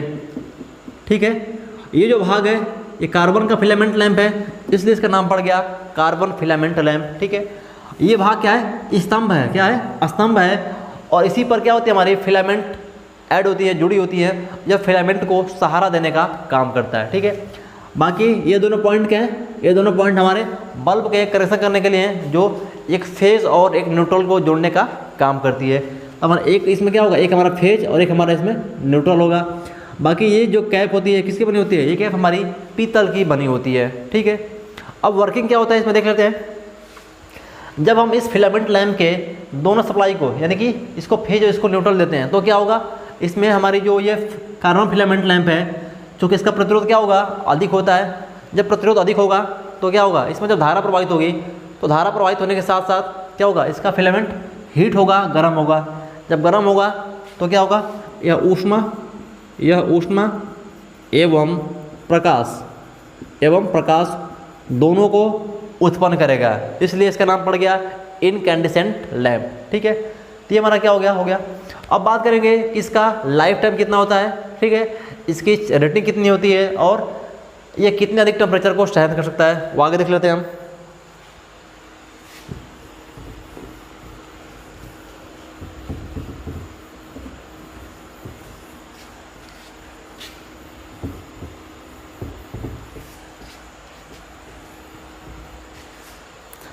इस लैंप का जो हमारा कार्यकारी तापमान है, तो नोट कर लेना, लैंप का कार्यकारी तापमान कितना होता है, 2000 डिग्री सेंटीग्रेड तक होता है। और ये हमारा पॉइंट इंपॉर्टेंट है, एग्जाम में कई बार पूछा जा चुका है कि कार्बन फिलामेंट लैंप या इनकैंडिसेंट लैंप का जो कार्यकारी तापमान होता है, या फिर वो कितने डिग्री तक के टेम्परेचर को सहन कर सकती है। तो 2000 डिग्री तक के टेम्परेचर को आसानी से सहन कर सकती है हमारी कार्बन फिलामेंट लैंप या इनकैंडिसेंट लैंप। ठीक है, अब नंबर सेकंड कि हम क्या करते हैं कि इस बल्ब में हमने अभी बताया कि एक कार्बन फिलामेंट लैंप होती है, और उसके आसपास चारों ओर क्या होती है, हमारी उस फिलामेंट के चारों ओर हमारी वैक्यूम होती है। वैक्यूम कहने का मतलब यह कि निष्क्रिय होती है, कोई गैस वहाँ पे नहीं भरा जाता है। तो क्या फ़ायदा होगा, जब कोई गैस हम नहीं भरेंगे, हमारा वैक्यूम होगा। तो क्यों करते हैं वैक्यूम, जब इसलिए करते हैं कि हमारी जो फिलामेंट है कार्बन की, वो क्या होगी, हीट होगी। जब हीट होगी तो ऊष्मा और प्रकाश दोनों को उत्पन्न करेगी। तो हमारा जो फिलामेंट है वो क्या होगा, पिघलेगा। जब पिघलेगा तो क्या होगा, उसका होगा ऑक्सीकरण। तो जब ऑक्सीकरण होगा तो हमारा जो बल्ब है ना, हमारा जो बल्ब का जो बाहरी आवरण है, जो कवर है, वो क्या होगा, वो काला पड़ जाएगा। और जब काला पड़ जाएगा तो प्रकाश क्या होगी, उचित मात्रा में हमें नहीं मिल पाएगी। इसलिए हम वैक्यूम ट्यूब का इस्तेमाल करते हैं, ताकि हमारे क्या हो, वहाँ पे कार्बन के फिलामेंट का ऑक्सीकरण न हो। तो नंबर सेकेंड इसको नोट कर लेना। इसका जो तापमान होता है कितना होता है, 2000 डिग्री सेंटीग्रेड होता है। जब तापमान अधिक होगा तो क्या होगा, इसमें कार्बन का वाष्पीकरण होने लगता है, कार्बन का वाष्पीकरण होने लगता है। उस वाष्पीकरण को रोकने के लिए हम उस लैंप के अंतर्गत वैक्यूम का निर्माण करते हैं, यानी कि कोई पदार्थ नहीं भरते हैं। तो लिख लेना, ऑक्सीकरण को रोकने के लिए बल्ब में निर्वात उत्पन्न किया जाता है। ये भी इम्पोर्टेंट है, क्वेश्चन कई बार पूछा जा चुका है। ठीक है, कि बल्ब में हम निर्वात क्यों करते हैं, तो उसको ऑक्सीकरण रोकने के लिए, ऑक्सीकरण नहीं रोकेगा, जो बल्ब को जो बाहरी आवरण वो क्या होगा, वो काला पड़ जाएगा। जब काला पड़ जाएगा तो हमें उचित मात्रा में प्रकाश नहीं मिल पाएगी। अब इसके बाद ये इंपॉर्टेंट पॉइंट है इसकी विशेषता, ठीक है। यह जो है लैंप 2.5 से 4 ल्यूमेन प्रति वाट इसकी क्षमता होती है। हमने पढ़ा था दक्षता ना, हमने पढ़ा था दक्षता। दक्षता का मात्रक क्या होता है, इसका मात्रक होता है दक्षता का ल्यूमेन प्रति वाट। तो इस लैंप की जो दक्षता होगी वो क्या होगी, 2.5 से 4 ल्यूमेन प्रति वाट, इसको नोट कर लेना। प्लस इसकी जो आयु है, इसकी जो आयु है लगभग 600 से 800 घंटे तक होती है। यानी कि यह 600 या मैक्सिमम 800 घंटे तक इसको लगातार आप जला सकते हो। 800 घंटे के बाद यह क्या होगा, यह निष्क्रिय हो जाएगा, काम करना बंद हो जाएगा, यह उचित प्रकाश नहीं देगा। इन पॉइंटों को आप नोट करना जो मैं अभी अंडरलाइन किया हूँ। आगे चलते हैं, क्योंकि सारे पॉइंट एग्जाम में पूछे जाते हैं। अब बात करेंगे हम धात्विक फिलामेंट लैंप। तो ये भी लैंप जो होगा बिल्कुल कार्बन फिलामेंट लैंप की तरह ही है। अंतर सिर्फ इतना है कि वहाँ पे हम फिलामेंट में कार्बन यूज कर रहे थे और यहाँ यूज करेंगे हम धातु। धातु में कौन सा, टंगस्टन। तो इस लैंप में क्या होगा, इस लैंप में क्या होगा, इसकी संरचना में निर्वात कांच युक्त के बल्ब में क्या होगा, हमारा एक बल्ब होगा जिसमें क्या करेंगे, वैक्यूम यानी कि निर्वात रखेंगे, कोई गैस नहीं भरेंगे। और जो हमारा फिलामेंट होगा कार्बन की जगह किसका होगा, टंगस्टन का होगा। बल्ब में एक टंगस्टन का फिलामेंट लगाया जाता है, ठीक है। टंगस्टन का फिलामेंट लगाया जाता है, इसलिए नाम पड़ गया इसका धात्विक फिलामेंट लैंप। निर्वात यानी कि कोई गैस नहीं भरेगा, और फिलामेंट का नाम पड़ गया धात्विक, क्योंकि हमारा जो टंगस्टन क्या है, टंगस्टन एक धातु है जिसका तापमान बहुत ही ज़्यादा होता है और वह क्या करेगा, वह ऊष्मा और प्रकाश दोनों उत्पन्न करने का काम करता है, ठीक है। आगे देख लेते हैं डायग्राम, यहाँ से क्लियर होगा, ठीक है। ये हमारा जो डायग्राम है किसका है, वैक्यूम टाइप यानी कि मेटल फिलामेंट लैंप का है। ये जो हमारी फिलामेंट है किसकी है, ये हमारी फिलामेंट किसकी है, टंगस्टन फिलामेंट की है। आपने देखा होगा जो घर में जो पहले हम लगाते थे बल्ब 100 वाट का 200 वाट का, तो क्या है वो बहुत ज़्यादा ऊष्मा और प्रकाश उत्पन्न करता था। उसके जो फिलामेंट होते हैं किसके, टंगस्टन के फिलामेंट बने होते हैं, ठीक है। बाकी हमारा क्या है, एक बाहरी कांच का ग्लास है और इसके अंदर क्या होगा, इसके अंदर वैक्यूम है। वैक्यूम कहने का मतलब कोई हमारी गैस नहीं भरी गई है, इसलिए नाम पड़ गया वैक्यूम धात्विक फिलामेंट लैंप, ठीक है। बाकी वही चीज प्रोसेस है। ये हमारा क्या है, स्तंभ बाय स्टड है जो इस फिलामेंट को सहारा देने का काम करता है। बाकी ये हमारा फेज और ये न्यूट्रल सप्लाई देने का काम करता है। जब इसको हम सप्लाई देंगे तो क्या होगा, सप्लाई देंगे तो हमारा जो फिलामेंट क्या होगा, ये फिलामेंट हमारा हीट होगा। हीट होगा तो ऊष्मा और प्रकाश दोनों को उत्पन्न करेगा। और क्या होगा, अब इस प्रकाश जब हमारा उत्पन्न करेगा और ऊष्मा भी उत्पन्न करेगा, तो ये हमारा जो फिलामेंट है किसका, टंगस्टन का, ये क्या होगा, वाष्पीकरण होगा। तो इस वाष्पीकरण को रोकने के लिए, वाष्पीकरण को रोकने के लिए हम इसको वैक्यूम यानी कि निर्वात कर देते हैं, ताकि जो हमारा ग्लास का जो बाहरी भाग है इस पर कोई लेयर कोई परत न जमे और प्रकाश में क्या हो, प्रकाश प्रॉपर चारों तरफ मिलता रहे, ठीक है। आगे बढ़ते हैं, देख लेते हैं इसकी जो हमारी आयु कितनी होती है और टेम्परेचर कितना होता है। तो देख लेना, देख लेना कार्बन सॉरी जो टंगस्टन का गलनांक कितना होता है, टंगस्टन का गलनांक कितना होता है, 3400 डिग्री सेंटीग्रेड होता है, पहला पॉइंट नोट कर लेना। इसके बाद जब बात करेंगे अब इस लैंप की, तो इस लैंप का जो कार्यकारी तापमान है वो कितना है, 2000 डिग्री सेंटीग्रेड होता है। यानी कि कार्बन फिलामेंट का जो टेम्परेचर था उतने के बराबर 2000 डिग्री सेंटीग्रेड हमारा क्या होगा, वैक्यूम फिलामेंट लैंप का भी तापमान उतना ही होगा, ठीक है। अब बात करेंगे क्या होगा, इसकी बात कर लेंगे टाइम की या और दक्षता की। तो इस लैंप की प्रकाश 8 से 10 ल्यूमेन प्रति वाट होती है। यानी कि इस लैंप की जो दक्षता होगी क्या होगी, 8 से 10 ल्यूमेन प्रति वाट। और इसकी जो आयु होगी 750 से 850 घंटे होगी। जबकि कार्बन की कितनी थी, कार्बन की 600 से 800 थी, इसकी 750 से 800 घंटे की होती है। और बाकी यह 25 वाट से कितने हैं, 250 वाट तक के बल्ब हमारे बनाए जाते हैं। तो इस पॉइंट को नोट कर लेना। इसके बाद इस पॉइंट को और इस पॉइंट को आप क्या करोगे, इसका लोगे स्क्रीनशॉट और पॉइंट को अपने कॉपी पे नोट करोगे, ठीक है। आगे बढ़ते हैं,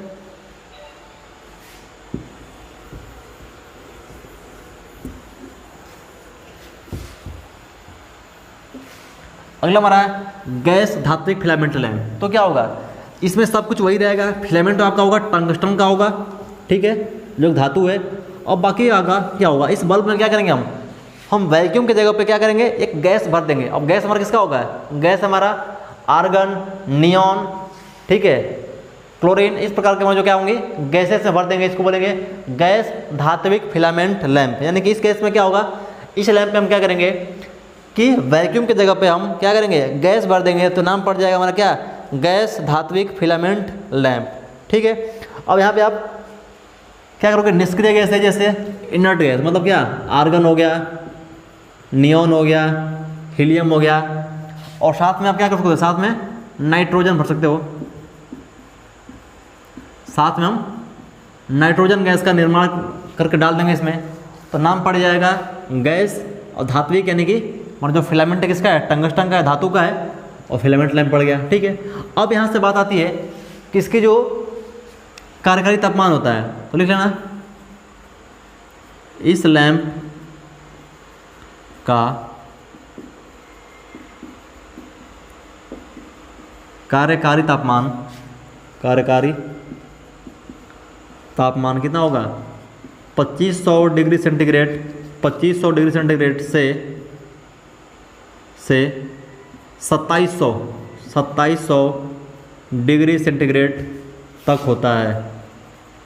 2700 डिग्री सेंटीग्रेड तक हमारा तापमान होता है किसका, गैस धात्विक फिलामेंट लैंप का तापमान हमारा होता है, ठीक है। अब बात कर लेंगे, इसकी बात करेंगे टाइम की, तो इसको मैं यहीं पे मैं लिख रहा हूँ साइड में, यहाँ लेना, ये फर्स्ट पॉइंट, ठीक है, ये हमारा सेकंड पॉइंट। हम बात करेंगे किसकी, गैस फिलामेंट लैंप की बात कर रहे हैं। नंबर 2, इसकी कार्यकारी आयु, इसकी कार्यकारी आयु कितनी होती है, 1000 से 1200 घंटे, 1000 से 1200 घंटे होती है, ठीक है।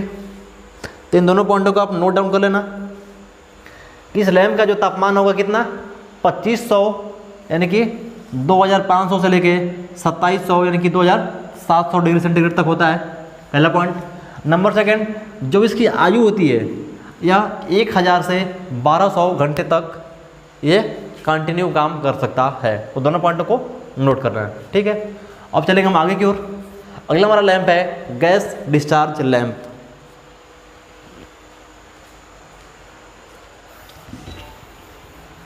तो इस लैंप में क्या होगा, इस लैंप में हम गैस के साथ साथ क्या भरेंगे, मरकरी या आर्गन, मरकरी, आर्गन, और साथ में गैस में कौन कौन सा आपका हीलियम, नियॉन भर सकते हैं। तो इसमें क्या होगा, हम एक वाष्प और गैस का इस्तेमाल करेंगे। क्या करेंगे, वाष्प और गैस दोनों का इस्तेमाल करेंगे, इसलिए इसका नाम पड़ गया क्या, गैस डिस्चार्ज लैंप। अब ये दो प्रकार के होते हैं हमारे, ये दो प्रकार के होते हैं, एक होता है सोडियम वेपर लैंप और एक होता है हमारा मरकरी वेपर लैंप। तो दोनों ही लैंप में क्या करते हैं हम दोनों ही लैंपों में वाष्प का निर्माण करके हम इसको डाल देते हैं। अगर नाम है सोडियम वेपर लैंप, इसमें जो वाष्प होगा हमारा सोडियम का होगा। यदि हम नाम है मरकरी वेपर लैंप, तो उसमें हम मरकरी का वाष्प यूज करेंगे, प्रयोग करेंगे, ठीक है। तो देखते हैं mercury vapour lamp, sodium vapour lamp. तो इसमें क्या होगा, इसमें एक यू आकार की नली होती है जिसमें 2 इलेक्ट्रोड लगे होते हैं, और जो दोनों इलेक्ट्रोड होते हैं हमारे, उनमें क्या होती है, उनमें हम कोटिंग किए रहते हैं, ऑक्साइड की लेप चढ़ी होती है दोनों इलेक्ट्रोडों पर। और जो हमारी यू आकार की नली होती है उसमें क्या करेंगे हम, उसमें सोडियम का वाष्प डाल देते हैं, सोडियम का छोटे छोटे बूंद के रूप में वाष्प बना के हम डाल देते हैं। अब क्या होगा, जब वाष्प बना के डाल देंगे तो जो पूरी कंस्ट्रक्शन होगी, जो पूरी हमारी क्रिया होगी, उसी को बोलेंगे हम सोडियम वेपर लैंप, सोडियम वाष्प लैंप बोलते हैं, ठीक है। अब यहाँ से हम देखते हैं डायग्राम।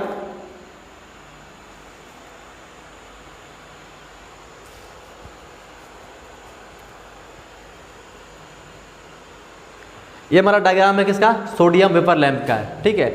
ये हमारा एक बाहरी कवर है, ये हमारा एक बाहरी कवर है, और ये भी एक अंदर एक कवर चढ़ा हुआ है, जो क्या होता है, निर्वात होता है, वैक्यूम होता है, यानी कि इसमें कोई गैस नहीं भरी होती है। ये हमारा क्या है, यू आकार की एक नली होती है, ये हमारी यू आकार की एक नली होती है जिसमें क्या होता है, हमारे 2 इलेक्ट्रोड होते हैं। कौन कौन से? ये और ये हमारे यहाँ दोनों इलेक्ट्रोड हैं, और दोनों इलेक्ट्रोडों के साथ क्या होगा, इन दोनों इलेक्ट्रोडों पे एक ऑक्साइड का एक लेयर, एक परत चढ़ी होती है, और साथ में इस यू आकार की नली में क्या होगा, बूंद बूंद करके छोटे छोटे पार्ट में क्या होगा, हमारा सोडियम का वाष्प भरा होगा, इसलिए इसका नाम पड़ गया सोडियम वाष्प लैंप या सोडियम वेपर लैंप। ये क्या है, ये हमारे सोडियम के टुकड़े हैं, वही कह रहा सोडियम क्रिस्टल, और साथ में क्या होगा हमारा नियॉन का, यानी कि नियॉन गैस होगी। अब क्या होगा, यहाँ पे हमने सप्लाई दिया है AC, और ये हमारी क्या ट्रांसफार्मर, और यहाँ लगा दिया कैपेसिटर। तो ट्रांसफार्मर क्या करेगा, जब उसको सप्लाई देंगे तो ट्रांसफार्मर क्या होगा, इंडक्शन पे काम करता है। तो इस समय क्या होगा, हमारा जो पावर फैक्टर है, शक्ति गुणक है, वो कम हो जाएगा इस ट्रांसफार्मर यानी कि इंडक्शन के कारण, क्योंकि इसका जो प्रतिघात यानी क्या होता है, उच्च होता है। तो उस पावर फैक्टर को इम्प्रूव करने के लिए, सुधारने के लिए हमने क्या किया, इसके समांतर में एक कैपेसिटर जोड़ दिया है, जो क्या करेगा, पावर फैक्टर को इम्प्रूव करेगा, सुधारने का काम करेगा। अब क्या होगा, जैसे ही क्या होगा, हमारी दोनों, एक को मान लो प्लस और एक को माइनस, एक फिलामेंट को प्लस सप्लाई और एक को सप्लाई मिलेगी माइनस, तो क्या होगा, इन दोनों इलेक्ट्रोडों के बीच क्या होगा, हमारा वोल्टेज डिफरेंस यानी कि पोटेंशियल डिफरेंस या विभवांतर उत्पन्न होगा। जैसे ही क्या होगा, इन दोनों इलेक्ट्रोडों के बीच विभवांतर उत्पन्न होगा, इन दोनों में क्या होगी, इन दोनों में धारा बहने लगेगी। जब धारा बहेगी तो जो हमारा सोडियम का वाष्प है, क्या होगा, सोडियम का वाष्प और जो इसमें नियॉन गैस भर रखे हैं, इन दोनों में क्या होगी, इलेक्ट्रॉनों का विसर्जन होगा। क्या होगा, इलेक्ट्रॉनों का विसर्जन होगा। ये छोटे छोटे टुकड़ों में इलेक्ट्रॉन के रूप में मूव करना शुरू करेगी, और जो हमारा लैंप होगा, क्या होगा, हमारा लैंप ग्लो करेगा, प्रकाशित हो जाएगा। ये इसकी वर्किंग है। आगे देख लेते हैं इसमें क्या क्या इंपॉर्टेंट पॉइंट है।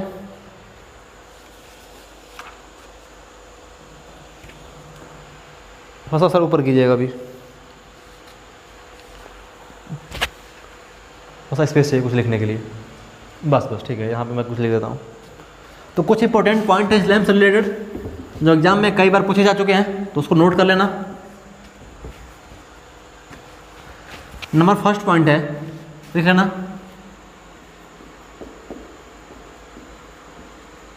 सोडियम वेपर यानी कि सोडियम वाष्प ना, सोडियम वेपर लैंप को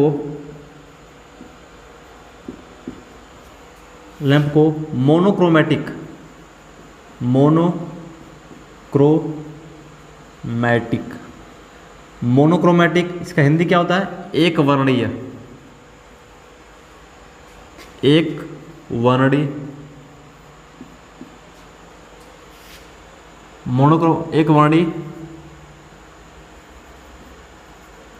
प्रकाश देता है।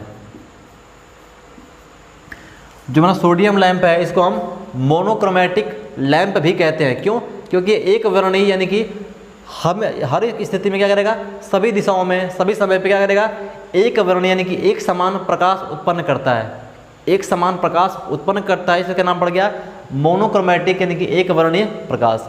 इसलिए इस लैंप को हम मोनोक्रोमैटिक लैंप भी कहते हैं।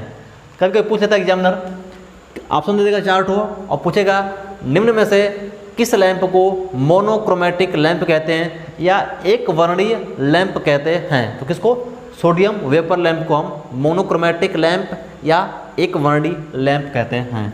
नंबर सेकंड, अब बात करेंगे इस लैंप को ऑन होने में,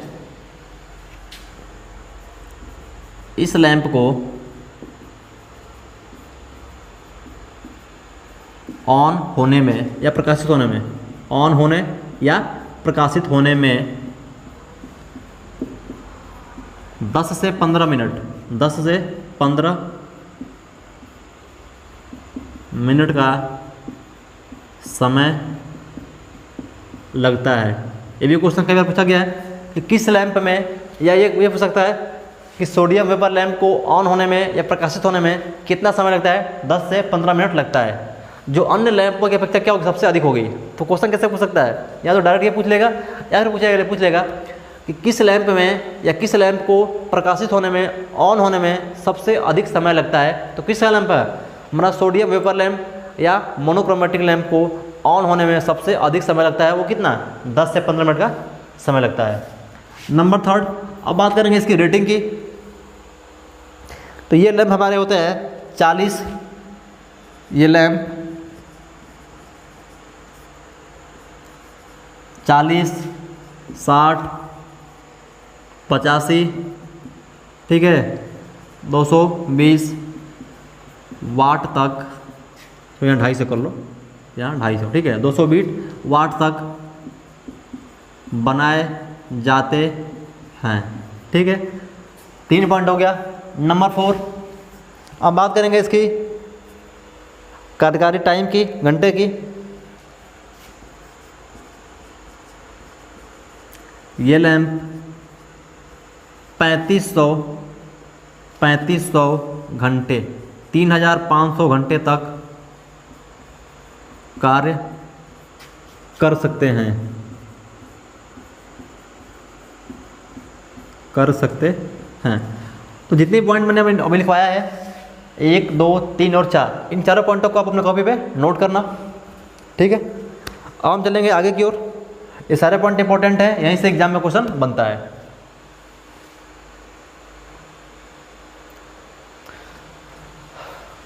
अगला हमारा है मरकरी वेपर लैंप। हमने बात किया था गैस डिस्चार्ज का, उसमें 2 थे, एक सोडियम और एक मरकरी। तो सोडियम तो ऊपर हो गया, अब बात करेंगे मरकरी। तो मरकरी के भी 2 भाग थे, कौन कौन से?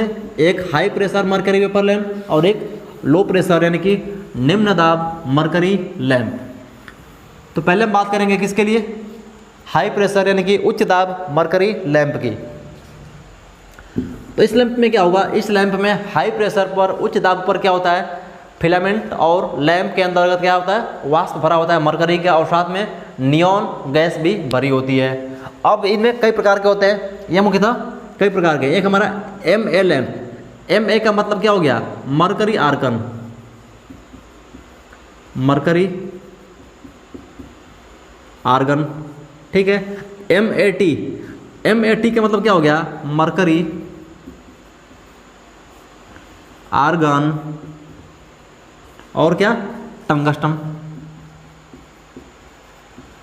Mercury argon tungsten. एक है MV यानी कि मरकरी वेपर यानी कि वाष्प। वेपर का हिंदी क्या होता है? वाष्प होता है, ठीक है। तो ये 3 प्रकार के होते हैं, एक होता है mercury argon lamp, mercury argon tungsten lamp और मरकरी वेपर यानी कि मरकरी वाष्प लैंप, ठीक है। जो तीनों की क्या होगी? बस केवल क्या होगा कि फिलामेंट का अंतर होगा, बाकी सब में जो क्रिया होगी और जो उसकी वर्किंग होगी सब क्या होंगे? सब में समान होंगे, ठीक है। तो आगे देख लेते हैं।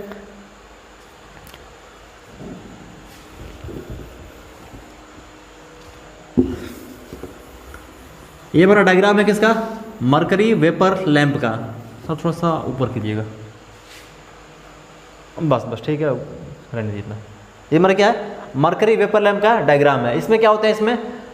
इसमें 2 हमारे मुख्य इलेक्ट्रोड होते हैं, 2 हमारे मेन इलेक्ट्रोड होते हैं और एक होता है सहायक इलेक्ट्रोड, और साथ में हमारा एक हाई रेजिस्टेंस जुड़ा होता है, ठीक है। ये हमारे क्या हैं?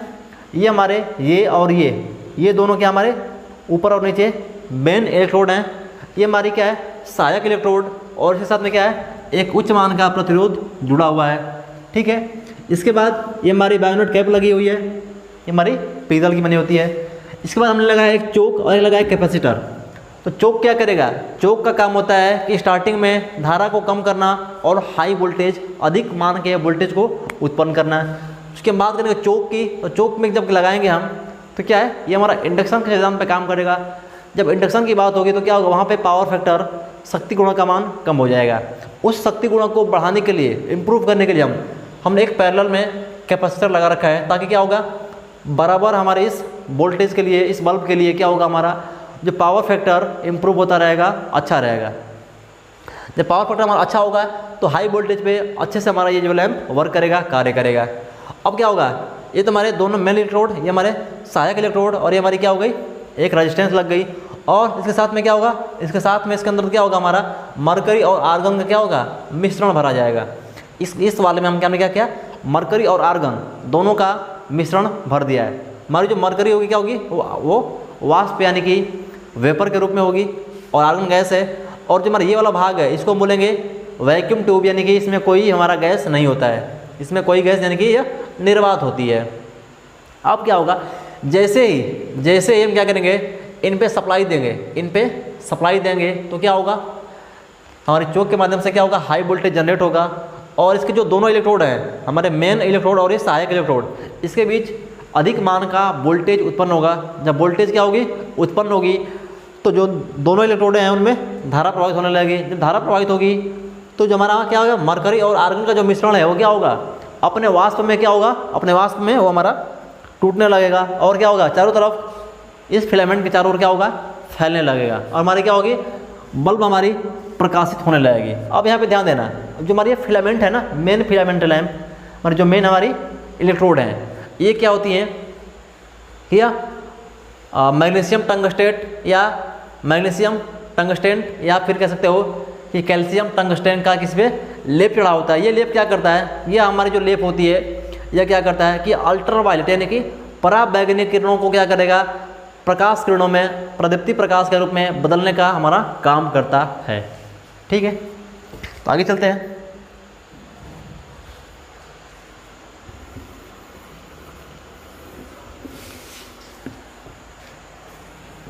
अब बात करेंगे हम मरकरी वेपर लैंप में, तो इसकी जो लैंप होती है हमारी 250 वाट से कहाँ तक, 400 वाट क्षमता के बनाए जाते हैं। कहाँ से, 250 वाट से लेके 400 वाट तक बनाए जाते हैं। अब इसकी बात करेंगे दक्षता की। दक्षता का मतलब क्या होता है, ल्यूमेन प्रति वाट। तो इस लैंप की जो दक्षता होगी मरकरी वेपर की क्या होगी, 30 से लेकर 40 ल्यूमेन प्रति वाट इसकी क्या होती है, दक्षता होती है। ठीक है, अब एक पॉइंट और है, अब बात करेंगे कि इस लैंप को, अगला पॉइंट नोट कर लेना,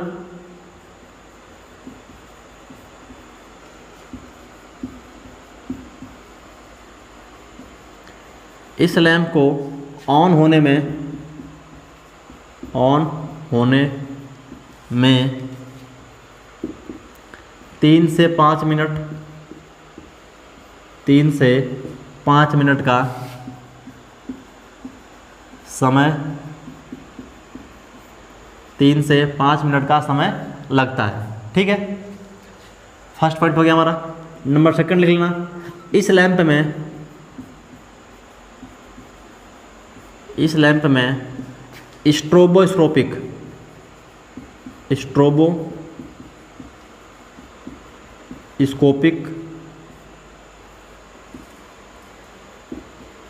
प्रभाव होता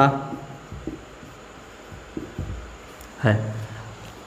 तो इस लैंप को ऑन होने में कितना, 3 से 5 मिनट का समय लगता है। अब नंबर सेकंड कह रहा है कि इस लैंप में क्या होती है, स्ट्रोबोस्कोपिक प्रभाव होती है। ये प्रभाव क्या होता है, स्ट्रोबोस्कोपिक, ये प्रभाव क्या होता है कि जब इस लैंप में क्या होती है कि हमें कोई वस्तु क्या होती है, घूमती हुई प्रतीत होती है, कोई वस्तु हमें घूमती हुई प्रतीत होती है, उसको बोलेंगे हम स्ट्रोबोस्कोपिक इफेक्ट। ठीक है, इसमें क्या होता है, इसमें हमारी जो प्रकाश होती है, सही से हम प्रकाश को जज नहीं कर पाते कि हमारा प्रकाश कौन सा है, हमारा प्रकाश नीले रंग का है, लाल है, पीला है, हम प्रकाश को सही से पहचान नहीं पाते हैं इस स्ट्रोबोस्कोपिक प्रभाव के कारण। ठीक है, यानी कि इसमें क्या होगा, स्ट्रोबोस्कोपिक प्रभाव होता है। लेकिन बात करें यदि इसके ऊपर सोडियम वेपर लैंप, तो सोडियम वेपर लैंप में कोई हमारा स्ट्रोबोस्कोपिक इफेक्ट देखने को नहीं मिलता है। ये खास बात है, इन दोनों पॉइंटों को आप नोट कर लेना। अब बात करेंगे हम इसकी लो प्रेशर मरकरी वेपर लैंप की।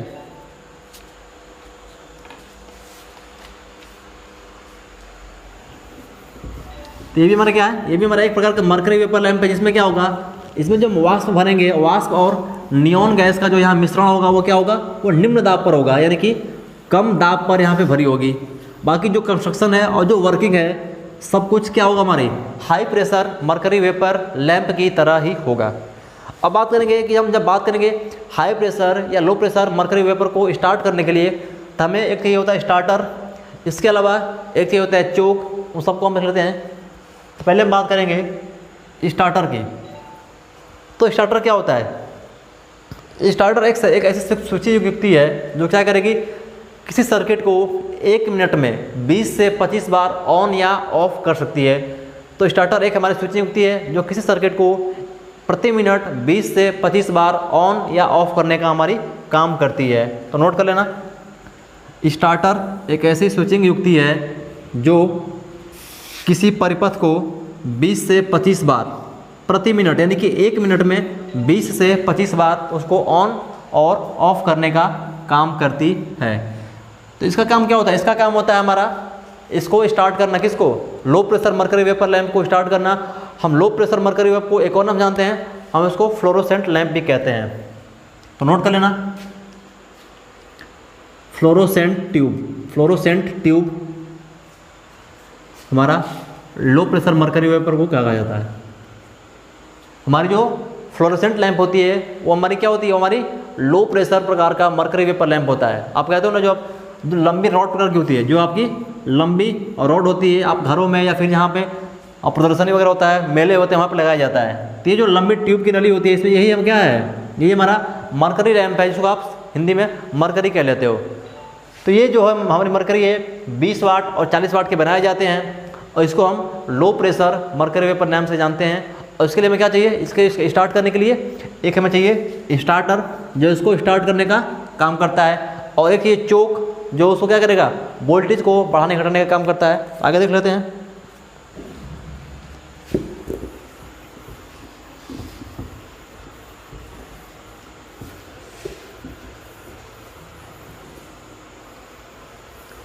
अगला पॉइंट है स्टार्टर हमारा हो गया।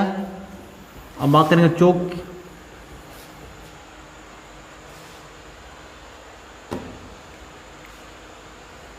तो चोक क्या होता है, चोक हमारी एक उच्च रिएक्टेंस वाली प्रतिघाती परिपथ होती है, जिसमें क्या होते हैं, कई सारे कॉइल के रूप में टर्न लगे होते हैं। तो चोक का काम क्या होता है कि चोक का काम किसी भी सर्किट को जब स्टार्ट करना होता है तो उसके लिए करंट के मान को कम करना और उस जगह पे हायर पोटेंशियल यानी कि उच्च मान के विभवांतर को उत्पन्न करना, यानी कि उसके दोनों टर्मिनलों पर दोनों इलेक्ट्रोडों के बीच में वोल्टेज को बढ़ाने का काम होता है हमारा क्या, हमारा चोक करता है, और उन दोनों इलेक्ट्रोडों पर धारा के मान को कम करता है और वहाँ ये विभवांतर यानी कि वोल्टेज का मान बढ़ा देता है। इसको हम चोक कहते हैं। अब सबने देखा होगा चोक का ये डायग्राम है, सब आप इससे परिचित होंगे। जो मरकरी को हम जो लगाते हैं उसको जोड़ने के लिए तो हमारा चोक करता है। चोक का क्या काम होता है, उसके लिए एक निश्चित करंट और वोल्टेज को जनरेट करना, उसको जो दोनों टर्मिनल हैं, जो दोनों इलेक्ट्रोड हैं, उनके लिए एक निश्चित विभवांतर वोल्टेज डिफरेंस पैदा करना हमारा काम होता है चोक का। आगे बढ़ते हैं।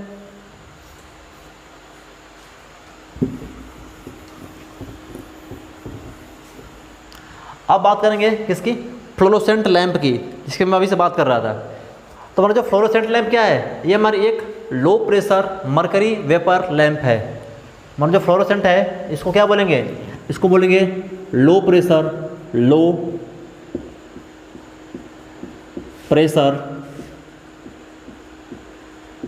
मरकरी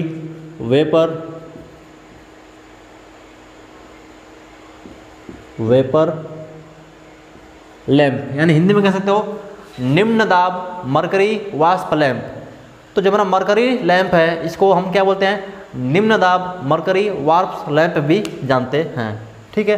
अब इसमें क्या होगा, एक लंबी ट्यूब होती है, एक लंबी बेलनाकार ट्यूब होती है जिसकी लंबाई 150 सेंटीमीटर क्या होती है, 150 सेंटीमीटर या फिर 1 से लेके 5 फीट के बीच होती है। और इसमें क्या होता है, इसमें निम्न दाब पर हल्के दाब पर क्या होता है, यानी कि 2.5 mm वातावरणीय दाब के बराबर हमारे इसमें क्या होता है, हमारी मरकरी यानी कि मरकरी गैस भरी जाती है। ठीक है, तो नोट कर लेना। इस नली में क्या होगा, 2.5 mm वातावरण यानी कि वायुमंडल दाब पर क्या होगी, मरकरी वाष्प तथा आर्गन गैस भरी जाती है। इसलिए इसको क्या बोलेंगे, इसको बोलेंगे लो प्रेशर मरकरी वेपर लैंप, जो क्या होती है 2.5 mm पारा के दाब पे भरी जाती है। तो इस पॉइंट को आप नोट करना। ठीक है।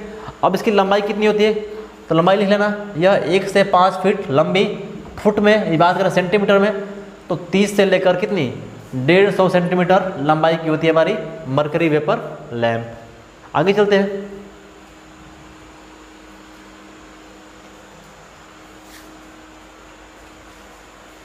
ये हमारा डायग्राम है किसका, मरकरी वेपर लैंप का। जो हमारा मरकरी लैंप है इसको हम क्या बोलेंगे, लो प्रेशर यानी कि निम्न दाब का मरकरी लैंप। ये एक बेलनाकार ट्यूब की तरह होती है, आप सबने देखा होगा। ठीक है। ये हमारे क्या है, दोनों इसके कनेक्टर पॉइंट हैं, ये हमारी लगी हुई चोक, ये हमारा स्टार्टर, और यहाँ हमें सप्लाई दे रखा है। और इसके बीच में क्या होगा, इसके बीच में मरकरी और आर्गन का क्या होगा, मिश्रण भरा होगा, जो क्या होगा, जो 2.5 mm वातावरणीय दाब पर भरा जाता है। अब क्या होगा, जैसे हम इसको सप्लाई देंगे तो इसको मान लिया प्लस, इसको मान लिया माइनस, तो जो प्लस यानी करंट यहाँ से निकलेगी इस चोक के माध्यम से आएगी, इस पॉइंट पे हमने दे का प्लस, और जो हमारी नेगेटिव होगी इस पॉइंट से आके यहाँ पे मिल जाएगी। बाकी जो दोनों ऊपर वाले जो टर्मिनल हैं इसको हमने क्या किया है, इन दोनों को एक चौक के साथ स्टार्टर के साथ हमने ऐड कर रखा है। अब क्या होगा, जैसे भी सप्लाई देंगे करंट यहाँ आएगी प्लस और माइनस, उस केस में हमारा क्या होगा, मान लो स्टार्टर होगा ये ऑन होगा और सर्किट को स्टार्ट कर देगा। जब सर्किट हमारी स्टार्ट हो जाएगी उस समय चौक क्या करेगा, चौक हमारी धारा की मान को कम करेगा और इन दोनों यानी कि यहाँ प्लस और इस माइनस इन दोनों के बीच क्या करेगा, दोनों के बीच उच्च मान का वोल्टेज डिफरेंस यानी कि वोल्टेज उत्पन्न करेगा और क्या करेगा, मरकरी वाष्प को पिघलाने का काम करेगा और हमारी जो क्या होगी, हमारी जो फिलामेंट होगी वो ग्लो करेगी और हमारी जो ट्यूबलाइट है वो क्या होगा, वो प्रकाशित हो जाएगा। ये इसकी फंक्शन है मरकरी वेपर लैंप की, ये हमारी फ्लोरोसेंट लैंप की। ठीक है, तो आगे चलते हैं हम।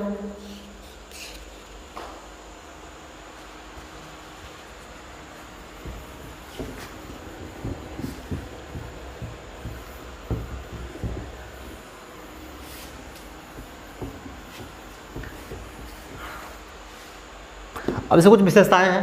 यदि बात करें ट्यूब की, जो मेरा फ्लोरोसेंट ट्यूब है इसकी जो दक्षता होती है कितनी, 60 ल्यूमेन प्रति वाट होती है। इसकी जो दक्षता होती है हमारी फ्लोरोसेंट ट्यूब की 60 ल्यूमेन प्रति वाट। बात करें इसकी आयु की कि ये कितने घंटे तक जल सकता है, इसकी जो आयु होगी लगभग 5000 से 7000 घंटे तक होती है। ये दोनों पॉइंटों को नोट कर लेना, इसकी दक्षता और इसकी वर्किंग टाइम 5000 से 7000 घंटे। ठीक है, अब चलेंगे नेक्स्ट पॉइंट की तरफ।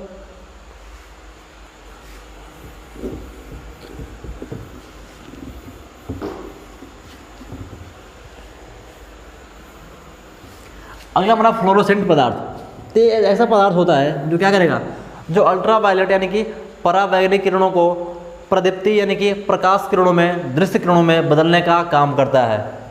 तो हमारे अभी जितने पढ़ा हमने पढ़ा मरकरी वेपर लैंप में high pressure mercury vapour lamp, लो प्रेशर मरकरी वेपर लैंप या फिर फ्लोरोसेंट लैंप। इन तीनों में क्या होती हैं, इन तीनों में जो इसके फिलामेंट होते हैं, जो इसके इलेक्ट्रोड होते हैं, तो उन दोनों पे क्या होते हैं, उन दोनों पे हम क्या करते हैं कि इस प्रकार के जो हमारा फ्लोरोसेंट पदार्थ है इसका हम लेप चढ़ाते हैं। किसका, फ्लोरोसेंट पदार्थ का।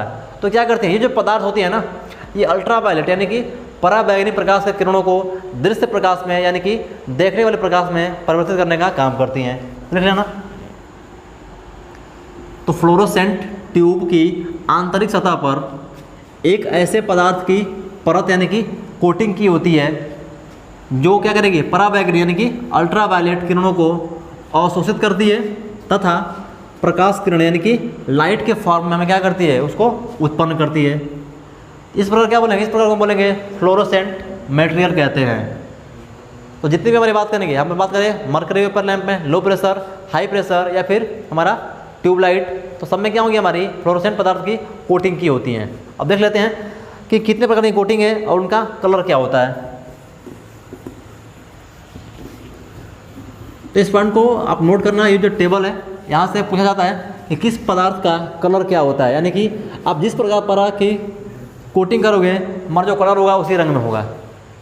तो आप जो हमारा मरकरी वेपर लैंप है या फिर हमारा ट्यूबलाइट है, उन पे आप जो कोटिंग करोगे, जो लेयर चढ़ाओगे, उसी के अकॉर्डिंग वो क्या करेगा, प्रकाश को उत्पन्न करेगा।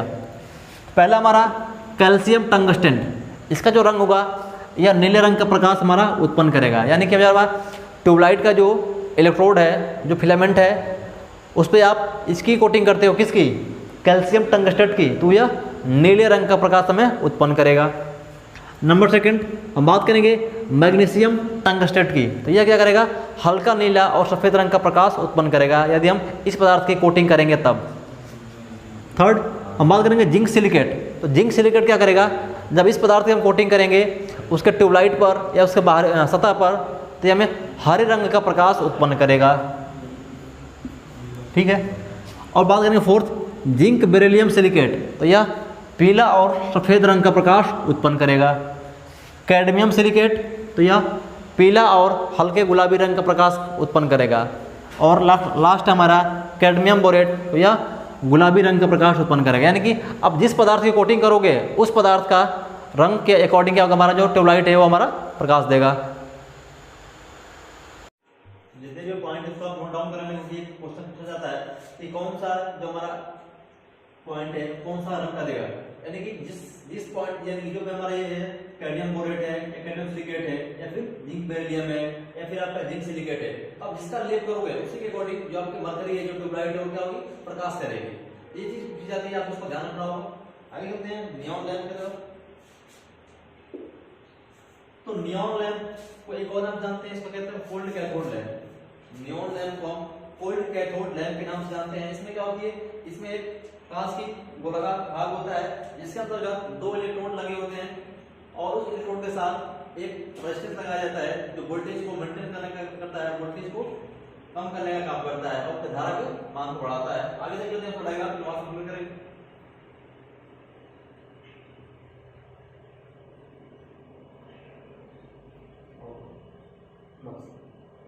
ये हमारा नियॉन लैंप है, ठीक है। तो नोट करने का पहला पॉइंट कि नियॉन लैंप को किस नाम से जाना जाता है। एक क्वेश्चन एग्जाम में पूछा गया है, नियॉन लैंप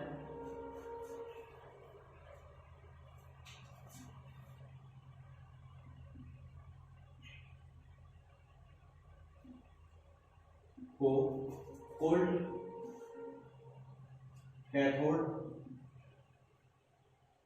कैथोड लैंप भी कहते हैं।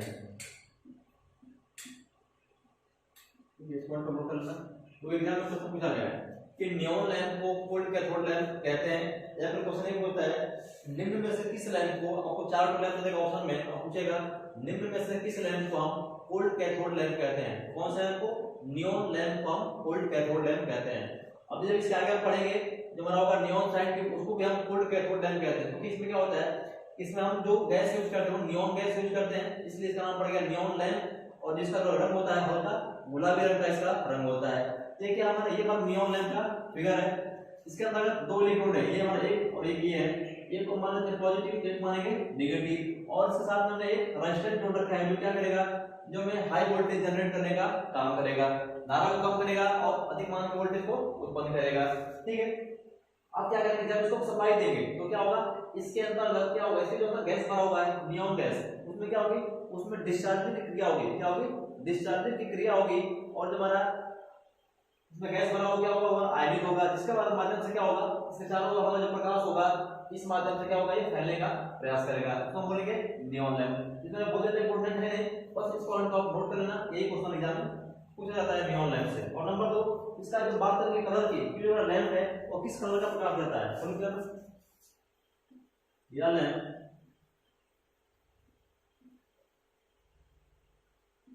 हल्के गुलाबी रंग का प्रकाश उत्पन्न करता है, प्रकाश उत्पन्न करता है। सबसे बढ़िया इसका जगह टेस्टर, आपने जो देखा है टेस्टर, जैसे आपका क्वेश्चन पढ़ा होगा जिससे आप फेज को टेस्ट करते हो कि हमारा सप्लाई आ रही है या नहीं आ रही है, हमारा कौन सा फेज है कौन सा न्यूट्रल है। जिससे ऊपर क्या होता है, धातु की पट्टी लगी होती है, इसके हम ये बात करें किस तरह होती है, इसके ऊपर धातु की पट्टी लगी होती है, जिसके हम ऊपर क्या करें, उंगली को रख के और लाइट टेस्ट करते हैं कि हमारी सप्लाई आ रही है या नहीं आ रही है। तो क्या होगा, इसके अंदर क्या होगा, छोटी सी एलईडी लगी होती है, लैंप लगी होती है, इसके ऊपर लेंगे नियॉन लैंप, जो क्या होगा वो प्रकाशित होगा, तो हमें पता लग जाएगा कि यहाँ पे सप्लाई आ रही है। यदि प्रकाशित नहीं होता है, लाइट नहीं आ रही है, तो उसमें जो कलर होता है वो गुलाबी रंग का होता है, इसलिए उसको हम नियॉन टेस्टर नाम कहते हैं। क्या बोलते हैं उसको, नियॉन टेस्टर। वो नियॉन लैंप का एक उदाहरण है, इसको हम नियॉन टेस्टर के नाम से जानते हैं, ठीक है। ऐसे तरह का और एक बल्ब बनेगा, जो बल्ब होगा इसकी आकृति ऐसी होगी जो हम यूज करते हैं उसके अंतर्गत, टेस्टर के अंतर्गत। या फिर हम इसका यूज वहां करते हैं जहाँ पे सजावट का काम करना हो, जहाँ पे हमें सजाना हो किसी भी चीज को, किसी महल को, घर को, या जहाँ पे हमें कोई फंक्शन हो रहा है, वहां पे भी हम इस लैंप का इस्तेमाल करते हैं, इसका नियॉन लैंप का। तो आगे चलता है वो,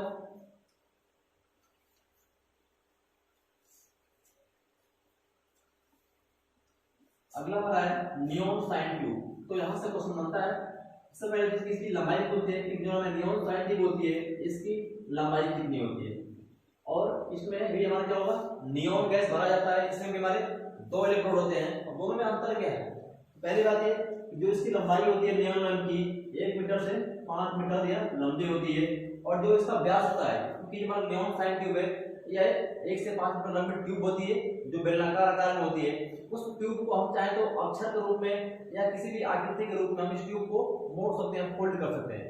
नियॉन साइड ट्यूब में एक खास बात है, इसकी आकृति तो होती बेलनाकार है, लेकिन हम चाहे तो उसको आकृति के रूप में या किसी भी लेटर अक्षर के रूप में उसको हम आकृति दे सकते हैं, जिसको बोलेंगे नियॉन साइन ट्यूब।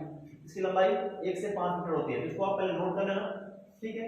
अब बात करेंगे नियॉन साइन ट्यूब को, हम इसको भी कोल्ड कैथोड लैंप से जानते हैं, ठीक है ना। इस लैंप को भी, इस लैंप को भी, इसको नियॉन साइन ट्यूब को भी कोल्ड कैथोड लैंप कहते हैं।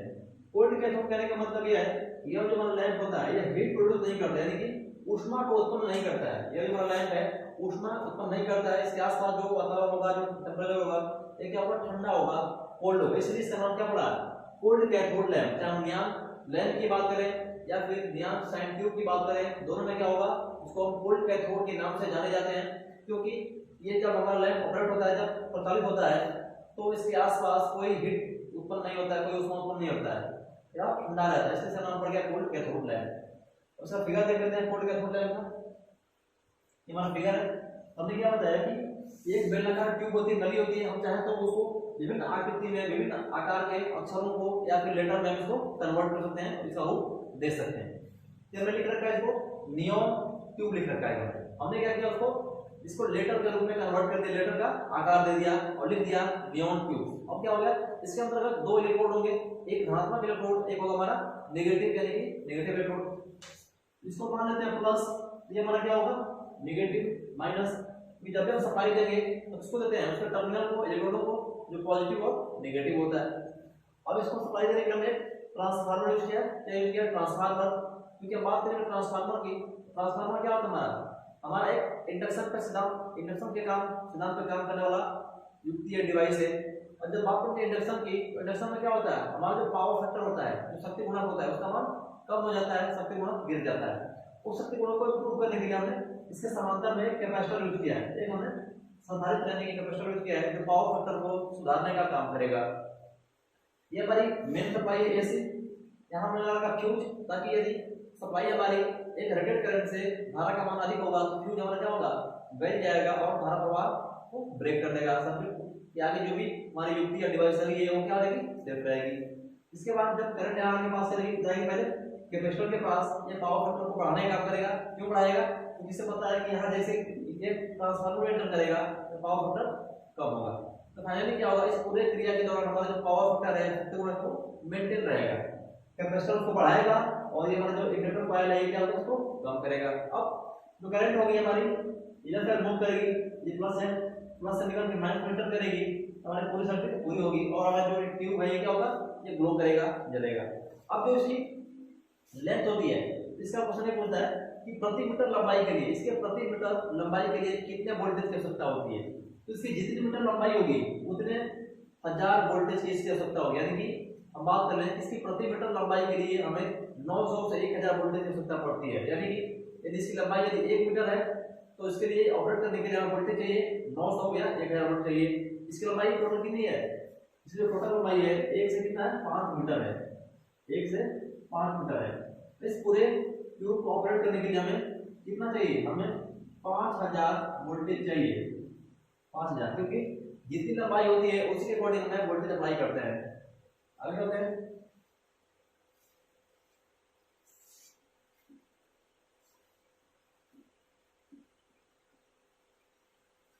यहाँ पर नोट कर लेना ये पॉइंट ज्यादा पूछा गया है, ठीक है। इस ट्यूब के प्रचालन के लिए, इस ट्यूब के प्रचालन की ऑपरेट होने के लिए 900 से 1000 वोल्ट प्रति मीटर लंबाई, यानी कि 1 मीटर लंबाई के लिए कितना, कम से कम 900 या 1000 वोल्ट चाहिए। अब जितनी लंबी होगी उतने में क्या करोगे आप, 900 या 1000 का मल्टीप्लाई कर लोगे, उतने मीटर लंबाई के लिए उतने वोल्टेज देने पड़ेंगे ऑपरेट करने के लिए। तो क्या है, इस लंब के प्रचालन के लिए 900 से 1000 वोल्ट प्रति मीटर, यानी कि 1 मीटर लंबाई के लिए 900 या फिर 1000 का हमें वोल्टेज देना पड़ता है। और फाइनली क्या होगा, हम जो बात करेंगे कि हमारी जो नियॉन साइन ट्यूब है इसकी लेंथ कितनी होती है, 1 मीटर से 5 मीटर के बीच में होती है। तो हमें जो सप्लाई देनी पड़ेगी वो कितनी देनी पड़ेगी, वो 1000 से 5000 वोल्ट की आवश्यकता होती है। जितनी आपकी लंबाई होगी उतना आपने क्या करोगे, आप 1000 का मल्टीप्लाई कर दोगे, उतना वोल्टेज देना पड़ेगा। सपोज दैट मैंने मान लिया कि हमारी जो नली है वो 3 मीटर लंबी है, तो उसके लिए हमें 3000 वोल्ट देनी पड़ेगी सप्लाई के तौर पर। इस पॉइंट को आप नोट डाउन कर लेना, ठीक है। आगे करते हैं। अब बात करेंगे इसकी आयु की, तो यहाँ पे नोट कर लेना, ऊपर मैं लिख दे रहा हूँ, ठीक है, स्पेस है यहाँ पे, स्पेस में लिख रहा हूँ, लिख लेना नियॉन साइन ट्यूब की कार्यकारी आयु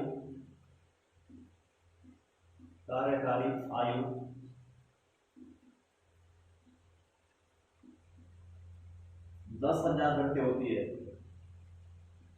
10,000 घंटे होती है। यानी कि यह जो लेंथ है नियॉन साइन ट्यूब, यह 10,000 घंटे तक जल सकता है, ऑपरेट हो सकता है। यानी कि आप चाहो तो 10,000 घंटे तक इसको लगातार यूज कर सकते हो। लेकिन जैसे इसकी लाइफ पूरी होगी, 10,000 घंटे पूरे हो जाएंगे, तब इसके अंदर क्या होगा, इसके अंदर फाल्ट आने लगेगा। कहने का मतलब यह है कि उतना तीव्र प्रकाश नहीं दे पाएगा जितना पहले दे रहा था, ये बात है।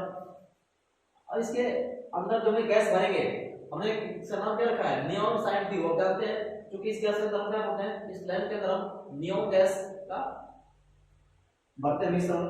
अब जैसा मिश्रण भरेंगे उसी के अकॉर्डिंग हमारा क्या होगा, प्रकाश उत्पन्न हो जाएगा। इसके पहले हम जब पढ़ रहे थे हमारा फ्लोरोसेंट ट्यूब, तो हम क्या कर रहे थे, वहां पे हम उसके एलिमेंट पे, उसके इलेक्ट्रोड पे जिस पदार्थ की हम कोटिंग कर रहे थे, जिस पदार्थ का लेप लगा रहे थे, उसके अकॉर्डिंग हमारा जो ट्यूबलाइट था वो कलर दे रहा था। तो वहां पे हम लेप कर रहे थे, जैसे बेरियम सिलिकेट, जिंक सिलिकेट इत्यादि का। और यहाँ पे क्या करेंगे, यहाँ पे हम गैसों का मिश्रण भरेंगे नियॉन गैस के साथ। तो जिस गैस का मिश्रण भरोगे उस गैस के हिसाब से हमारा प्रकाश उत्पन्न करेगा हमारा ये नियॉन साइन ट्यूब, ठीक है। पहला हमारा नियॉन, अगर नियॉन गैस आप केवल नियॉन यूज कर रहे हो तो क्या होगा, ये हमारा लाल रंग का प्रकाश देगा। यदि आप सिर्फ नियॉन गैस भरे हो तो लाल रंग का हमने को दिखाया था। जो नियॉन ट्यूब या नियॉन लैंप की बात कर रहे थे, या जो बात कर टेस्टर की बोलते हो नियॉन टेस्टर, उसका जो रंग होता है आप सबने देखा होगा कैसा होता है, लाल या हल्का गुलाबी कह सकते हो, लाल या क्या होगा, हल्का गुलाबी, गुलाबी रंग का प्रकाश देता है हमारा नियॉन, ठीक है। अब बात करेंगे नियॉन प्लस आर्गन, यानी कि हमें नियॉन गैस के साथ साथ क्या होगा, आर्गन गैस को भी मिला दें, तब क्या होगा, तब इसका जो रंग होगा नारंगी लाल होगा, ठीक है। अब यदि पारे के वाष्प के साथ मिला दें आर्गन गैस को, तब हमारा क्या होगा, तब हमारा नीला रंग देगा। यदि हम मिला दें हीलियम और नियॉन एक साथ, नियॉन गैस के साथ हम हीलियम मिला देंगे, तो क्या होगा, सुनहरा, यानी कि जैसे सोने के रंग की चीज होती है उस प्रकार की प्रकाश देगा। नियॉन प्लस पारे के वाष्प, और जो हमारी नली है, जो हमारी ट्यूब है, वो पीले रंग की हमारी जो नली होगी तो क्या होगा, वो हरे रंग का प्रकाश देगा। और यदि हीलियम और पीले कांच की नली, यानी कि हमारी जो नली है, ट्यूब है, वो पीले रंग की है और उसमें हम हीलियम गैस डालते हैं, तो क्या होगा, ये हमारा पीला रंग का प्रकाश देगा। तो ये सीक्वेंस आपको ध्यान रखना होगा कि कौन सा गैस भरने पर हमारा जो ट्यूबलाइट है, जो ट्यूब है, वो किस रंग का प्रकाश देना होगा, ठीक है। तो जो सबसे इंपॉर्टेंट इसमें दो चीज याद रखना, एक तो ये नियॉन वाला फर्स्ट, और एक नियॉन प्लस आर्गन, और एक ये आपका नियॉन प्लस हीलियम। इन तीनों का ध्यान रखना, ये ज्यादा एकदम पूछे जाते हैं, हालांकि आप सब याद कर लेंगे तो बढ़िया रहेगा आपके लिए। और करते हैं आगे की,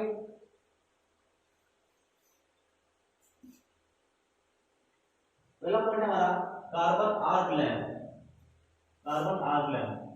तो इस लैंप में क्या होगा, इस लैंप में हम कार्बन के दो इलेक्ट्रोड का इस्तेमाल करते हैं। इस लैंप में हम दो कार्बन इलेक्ट्रोड इस्तेमाल करते हैं, एक को धन इलेक्ट्रोड और एक को माइनस यानी कि नेगेटिव इलेक्ट्रोड कहते हैं। और दोनों इलेक्ट्रोडों के बीच 1.5 mm से 6 mm या 10 mm मैक्सिमम तक क्या करते हैं, गैप रखते हैं दोनों इलेक्ट्रोडों के मध्य में। और उन दोनों इलेक्ट्रोडों के मध्य 1.5 mm से 6 mm तक या 10 mm तक मैक्सिमम गैप रख के उनके बीच क्या करते हैं, हाई वोल्टेज जब अप्लाई करते हैं उन दोनों इलेक्ट्रोडों के मध्य, प्लस और माइनस के मध्य, तो क्या होगा, वहां पे एक आर्क उत्पन्न होती है। जो आर्क उत्पन्न होगी उस आर्क के माध्यम से वहां पे क्या होगा, प्रकाश उत्पन्न होगा, ठीक है। तो जो ये प्रकाश उत्पन्न होगा उस लैंप को बोलेंगे, क्या बोलेंगे, कार्बन लैंप बोलेंगे। अब जो हमारा कार्बन आर्क लैंप बोलेंगे, क्योंकि आर्क के माध्यम से हमारी क्या हो रही है, प्रकाश उत्पन्न हो रही है, ठीक है। अब जो बात करेंगे हम, ये हमारा इलेक्ट्रोड होता है, एक धनात्मक है, ऋणात्मक। जो हमारा धन इलेक्ट्रोड है यानी पॉजिटिव इलेक्ट्रोड वो क्या होगा, वो ऋणात्मक इलेक्ट्रोड का 2 गुना मोटा होता है। ठीक है, नोट कर लेना।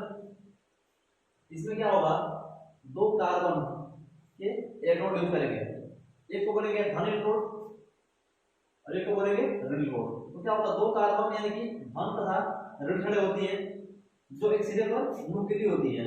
अब इसमें जो धन छोड़ा होगा, हमारा जो पॉजिटिव इलेक्ट्रोड होगा उसकी जो मोटाई होगी वो क्या होगी, वो ऋणात्मक इलेक्ट्रोड के 2 गुनी होगी। तो इसमें धन इलेक्ट्रोड यानी कि पॉजिटिव जो कार्बन छड़ है वो क्या होगी, ऋण छड़ की अपेक्षा 2 गुनी मोटी होती है, यानी कि प्लस वाला मोटा होगा और नेगेटिव वाला पतला होगा। और यहाँ जो आर्क उत्पन्न करेंगे तो उससे जो हमारे जो प्रकाश उत्पन्न होगी उसको बोलेंगे हम कार्बन आर्क लैंप। यहाँ डायग्राम में कहते हैं,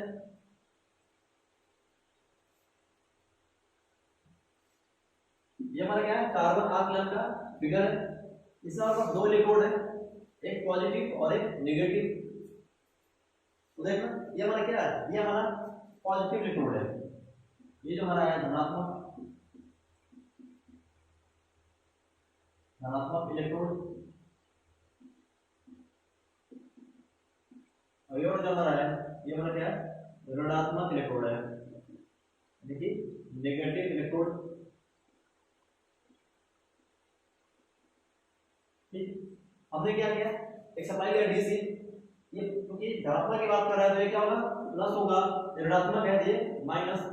तो सप्लाई के प्लस को प्लस से, इसके माइनस को हमने माइनस से जोड़ दिया है। आप देख रहे हो ये जो धनात्मक इलेक्ट्रोड है ये क्या है, ऋणात्मक की अपेक्षा मोटा है। ठीक, अब इन दोनों के बीच क्या होता है, इस दोनों इलेक्ट्रोडों के बीच हम 1.5 से 6 mm तक का गैप रखते हैं। ये गैप बहुत ज्यादा नहीं होना चाहिए, यदि गैप ज्यादा हो जाएगा तो इनके बीच जो आर्क उत्पन्न होगा वो नहीं हो पाएगा। तो मैक्सिमम हम 10 mm का गैप रख सकते हैं, इससे ज्यादा ऊपर नहीं, इससे कम रखेंगे तो आपके लिए बढ़िया रहेगा। अब जैसे सप्लाई देंगे हम तो इनके बीच जैसे वोल्टेज अप्लाई करेंगे 50 से 60 वोल्ट, तो क्या होगा कि इनके मध्य आर्क उत्पन्न होगा। क्या होगा, इन दोनों के मध्य क्या होगा, आर्क उत्पन्न होगा। आर्क कैसे होगा, क्योंकि इनके पास गैप होता है और गैप में क्या होता है, हमारी वायु होती है, और वायु क्या होती है, वायु में कई सारे कण मिले होते हैं। जैसे ही हम हाई वोल्टेज अप्लाई करेंगे तो क्या होगा, यहाँ पे हमारा जो एयर है वो हो जाएगा आयनाइज, और क्या होगा, एयर में धारा प्रवाहित होने लगेगी। जब एयर में धारा प्रवाहित होने लगेगी तो क्या होगा, यहाँ पे स्पार्क उत्पन्न होगा और करंट हमारी आगे इस एयर को क्या करेगी, एयर के माध्यम से हमारी इसमें आके सर्किट को पूरा कर लेगी और प्लस से निकल के माइनस में इंटर कर जाएगी। उस दौरान जो यहाँ पे आर्क उत्पन्न होगा उसके माध्यम से प्रकाश उत्पन्न होगा।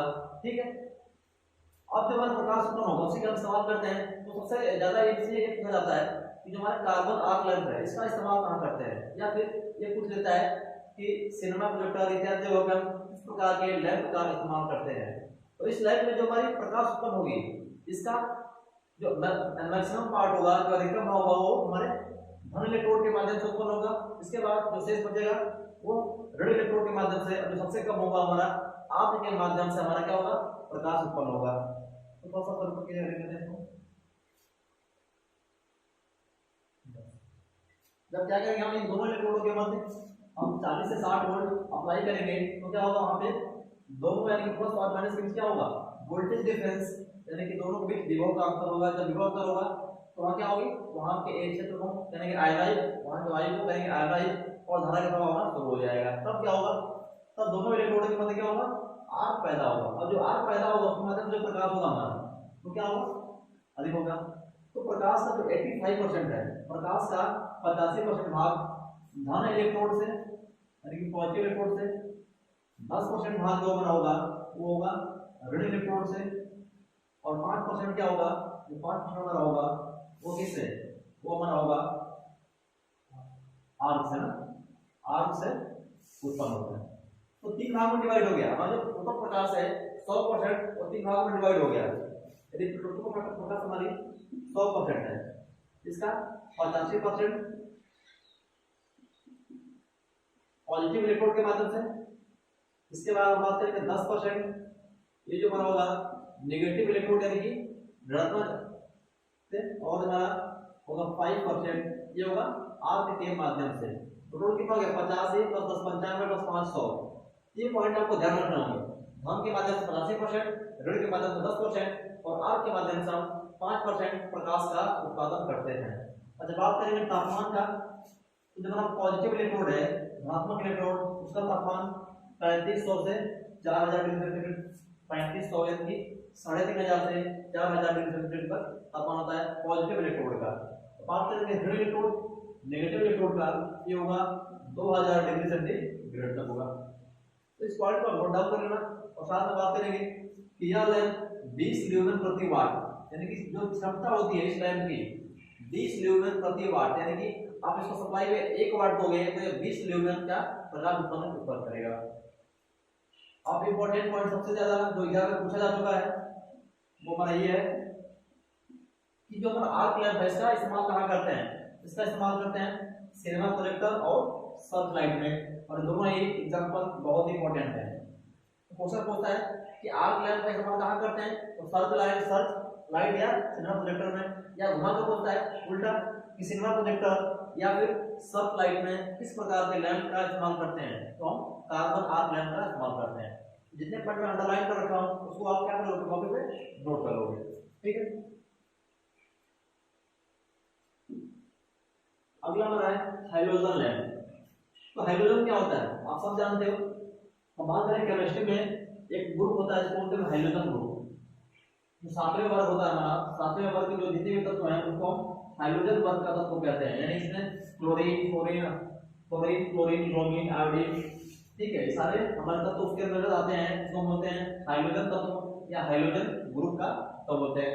यदि किसी लैंप में हम उस प्रकार के तत्वों का इस्तेमाल करते हैं जो क्या हो केमिस्ट्री में हमारे जो आवाज सारणी होती है उसके सातवें वर्ग में क्या उपस्थित हो, जैसे क्लोरीन हो गया, ब्रोमीन हो गया, आयोडीन हो गया, ये सब हमारे हाइड्रोजन तत्व हैं।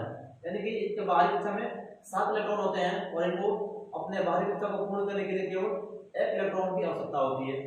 यदि इस प्रकार के हम तत्वों को क्या करें, हम किसी भी लैंप में इस्तेमाल कर दें, भर दें, उसको जो लैंप बोलेंगे उसको बोलेंगे हाइड्रोजन लैंप, ठीक है। इसमें क्या होगा, इसमें बेलनाकार नली होती है, उस नली के अंदर हम क्या करते हैं कि हाइड्रोजन लैंप बनाने के लिए वो अंदर हम क्या हाइड्रोजन तत्व यानी कि ब्रोमीन या फिर आयोडीन भर देते हैं और साथ में आपका नियोन या आर्गन गैस का भी मिश्रण होता है। तो जो हमारा लैंप होगा उससे बोलेंगे हाइड्रोजन लैंप। और इसमें क्या होगी, उस लैंप के बाहर क्या होगी, क्वार्टज की नली होती है। क्वार्टज का प्रयोग इसलिए करते हैं क्योंकि जो क्वार्टज होता है वो अधिक तापमान को आसानी से सह सकता है और उसके अंदर हम टंगस्टन के फिलामेंट का इस्तेमाल करते हैं, ठीक है। और जो हमारी लैंप होगी टोटल समझना होगी, उसको बोलेंगे हाइड्रोजन लैंप। और सबसे ज्यादा आपने इसमें देखा होगा जब शादी विवाह वगैरह में जो हमारे वीडियोग्राफर होते हैं जो जिस लाइट के प्रकाश से वो वीडियो को रिकॉर्डिंग करते हैं कैमरे के माध्यम से, तो जो लाइट जलती है वो हमारे क्या है हाइड्रोजन लाइट होती है जो बहुत तीव्र प्रकाश उत्पन्न करती है, जो बहुत ही तीव्र प्रकाश उत्पन्न करती है और साथ साथ वो ऊष्मा भी जनरेट करती है। आगे देख लेते हैं हम उसका फिगर। ये हमारा हाइड्रोजन लैंप का फिगर है, ठीक है।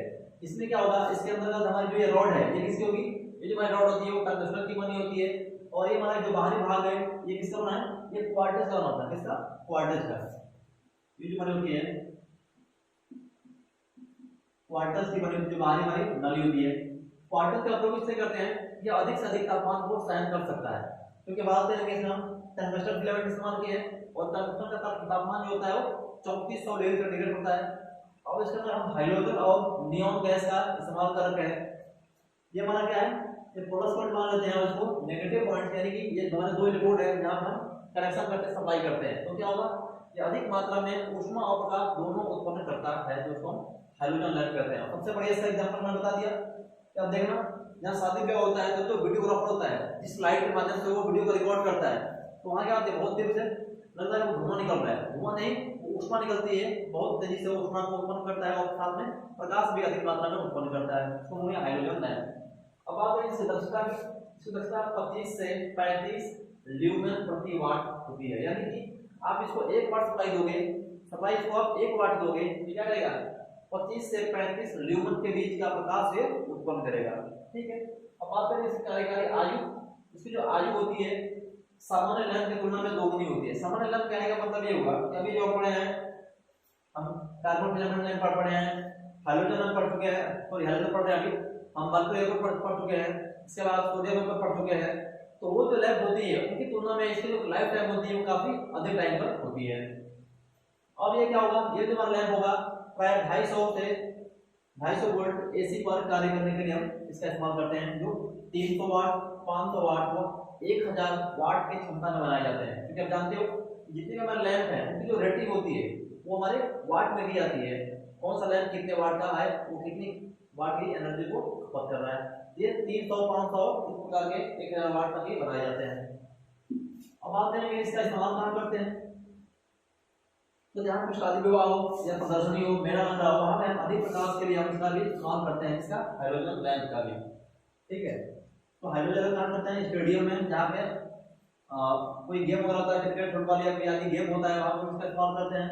हवाई अड्डों पर, रेलवे स्टेशनों पर, प्रदर्शनी यानी कि यहाँ का मेला वगैरह लग रहा हो, इसके बाद स्विमिंग पूल, गोदाम आदि जगहों पर क्या करेंगे, हम इसका इस्तेमाल करते हैं किसका, हाइड्रोजन लैंप का।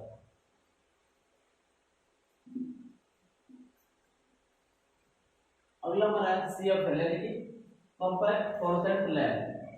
पहले इसका फुल फॉर्म ध्यान रखना क्या है, CFL का full form compact fluorescent lamp. ठीक है, यह जो लैंप होता है हमारा, यह फ्लोरोसेंट लैंप के प्रकार का ही होता है, यानी कि जो हमारी ये क्या होती है, लो प्रेशर जो मरकरी वेव लैंप होता है, लो प्रेशर मरकरी वेव, उसी को क्या बोलते हैं, उसी को बोलते हैं फ्लोरोसेंट लैंप। उसी के आधार पे हमारी होती है कॉम्पैक्ट फ्लोरोसेंट लैंप हमारा बना होता है, और जो इसकी वर्किंग होती है बिल्कुल उसी के सिद्धांत पे काम करता है। अब बात करेंगे इसके इस्तेमाल की, इसका इस्तेमाल कहाँ करते हैं हम, जहाँ पे हम पहले के जमाने में हम इनकैंडेसेंट लैंप का इस्तेमाल करते थे, जिसमें या तो कार्बन का फिलामेंट लगा होता था या फिर हमारा टंगस्टन का धातु फिलामेंट लगा होता था। तो उससे क्या होता था कि अधिक मात्रा में ऊष्मा प्रकाश उत्पन्न कर रहा था, तो प्रकाश से अधिक क्या होगा, ऊष्मा को उत्पन्न कर रहा था, जिससे हमारी जो लाइट की जो एनर्जी थी वो ज्यादा वेस्ट हो रही थी। उसको देखते हुए हमने क्या किया, सेफल का निर्माण किया, और आप जिस सेफल से परिचित होंगे, यह कम वाट में यानी कम एनर्जी में ही अधिक प्रकाश उत्पन्न करता है, इसलिए हम इनकैंडेसेंट यानी कि कार्बन या धातु फिलामेंट की जगह पे हम इसका इस्तेमाल करने लगे हैं।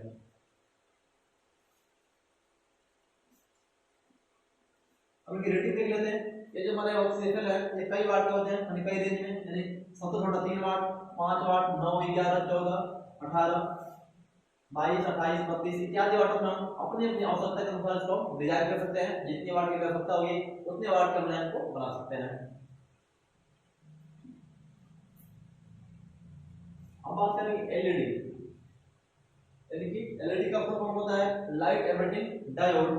क्या होगा, एलईडी तो मतलब light emitting diode, LED flood light. यह जो हमारी लाइट होती है यह किसका काम करती है, यह हमारी काम करती है उस सिद्धांत पे जिसमें क्या होगा कि जब हम इसको प्रकाश देंगे, यानी कि इसके ऊपर क्या होगा, जब प्रकाश देंगे तो क्या होगा, यानी कि सप्लाई देंगे तो प्रकाश उत्पन्न करेगा। इसमें डायोड होता है, डायोड कहने का मतलब यह है इसमें पीएन जंक्शन प्रकार की युक्ति का इस्तेमाल करते हैं, जो क्या होती है हमारी सेमीकंडक्टर डिवाइस होती है। इसके अंतर्गत हम सिलिकॉन या जर्मेनियम का इस्तेमाल करते हैं। जैसे क्या होगा, हम सप्लाई देंगे तो उसके जो जंक्शन होंगे उनमें जो हमारे इलेक्ट्रॉन या होल्स मौजूद होंगे, उनका क्या होगा, जब बैरियर टूटेगा तब उसमें क्या होगा, करंट फ्लो होगी और प्रकाश को उत्पन्न करेगा। उसको एलईडी कहते हैं कि लाइट एमिटिंग डायोड कहते हैं।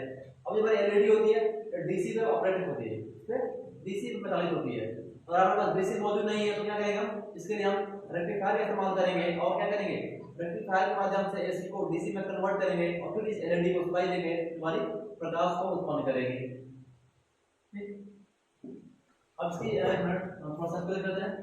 इसकी जो ये लाइट की जो कार्यकारी आयु है ये कितनी होती है हमारी, 5000 घंटे होती है इसकी एलईडी की आयु होती है, तो सबसे अधिक है हमारी। ठीक है, ये हमारी जो इसकी आयु होती है 5000 घंटे की होती है। अब हम जो बात करते हैं सिर्फ एलईडी की बात कर रहे थे, तो ठीक है, तो एलईडी की बात कर रहे थे तो एलईडी के माध्यम से करेंगे बड़े बड़े बल्ब का निर्माण करेंगे। ठीक है, तो एरिया जो 5000 है 50,000 ठीक है ना, ठीक है 50,000 मतलब कितने हो गया देखना। तो ये जो हमारी आयु है इसकी 50,000 घंटे होती है। ठीक है, अब क्या होगा, जब एलईडी के माध्यम से क्या करेंगे, बड़े बड़े बल्ब का निर्माण करेंगे और आजकल इसका मतलब बहुत ज्यादा हो गया है। इसका इस्तेमाल हम ऐसी जगह कर सकते हैं, बाहर में वातावरण प्रभाव से ये क्या होता है, प्रभावित नहीं होता है। कहने का मतलब ये है कि धूप हो, गर्मी हो, बरसात हो, यानी पानी भी पड़े तभी क्या होगा, इसमें कोई फर्क नहीं पड़ेगा। और आजकल शादी विवाह वगैरह में पहले हाइड्रोजन करते थे, अब हाइड्रोजन की जगह पे हम इसका इस्तेमाल ज्यादा करने लगे हैं, क्योंकि क्या होता है कि हाइड्रोजन में हमारी ऊष्मा यानी गर्मी बहुत ज्यादा उत्पन्न होती है। लेकिन इस लाइट में एलईडी फ्लड लाइट में क्या होगी, हमारी जो ऊष्मा बहुत कम उत्पन्न होती है और यह कम एनर्जी पे ही अधिक प्रकाश उत्पन्न करता है। इसलिए इसका इस्तेमाल कहाँ करते हैं, इसका इस्तेमाल वहां पर करते हैं जहाँ हमारे बहुत अधिक प्रकाश की आवश्यकता होती है। जैसे आपका उद्योगशाला में या कंपनी की बात कर लें या फिर उद्यान में, बगीचे में, या पार्क में, या फिर स्टेडियम में, या फिर आपका बस स्टेशन हो, रेलवे स्टेशन हो, हवाई अड्डा हो, अस्पताल हो, यानी कि हम अन्य जगहों पर इसका इस्तेमाल कर सकते हैं जहाँ पे क्या हमें बहुत अधिक प्रकाश की आवश्यकता हो और जहाँ पे हमें धूल मिट्टी बरसात इत्यादि का इस पर कोई प्रभाव नहीं पड़ता। तो बोलेंगे हम एलईडी फ्लड लाइट के नाम से जानते हैं। अब बात करेंगे सोलर लैंप। सोलर लैंप हमारा जो होता है यह सोलर सेल की सहायता से बनाया जाता है। इसमें कई सारे सेलों को हम एक साथ एक पैनल पर स्थापित करके हम सोलर लैंप का निर्माण करते हैं। हमारा जो सोलर लैंप होता है इसके निर्माण के लिए हम क्या करेंगे, जब सोलर सेल बनाएंगे उसके लिए हम सिलिकॉन चिप का निर्माण करते हैं और सिलिकॉन चिप पे क्या होती है हमारी गैलियम आर्सेनाइड की पदार्थ हम कोटिंग करते हैं, जो क्या करता है कि जैसे इस पदार्थ पे हमारे क्या होगी सूर्य की प्रकाश गिरती है तो सूर्य की प्रकाश को यानी कि प्रकाश ऊर्जा को वो विद्युत धारा में बदलता है। विद्युत धारा बदलने के बाद क्या करेगा, उसके पास लगी हुई एक बैटरी होती है, उस बैटरी को चार्ज करता है, यानी सूर्य के प्रकाश को ग्रहण करेगा और ग्रहण करने के बाद क्या करेगा, उसको विद्युत में कन्वर्ट करेगा।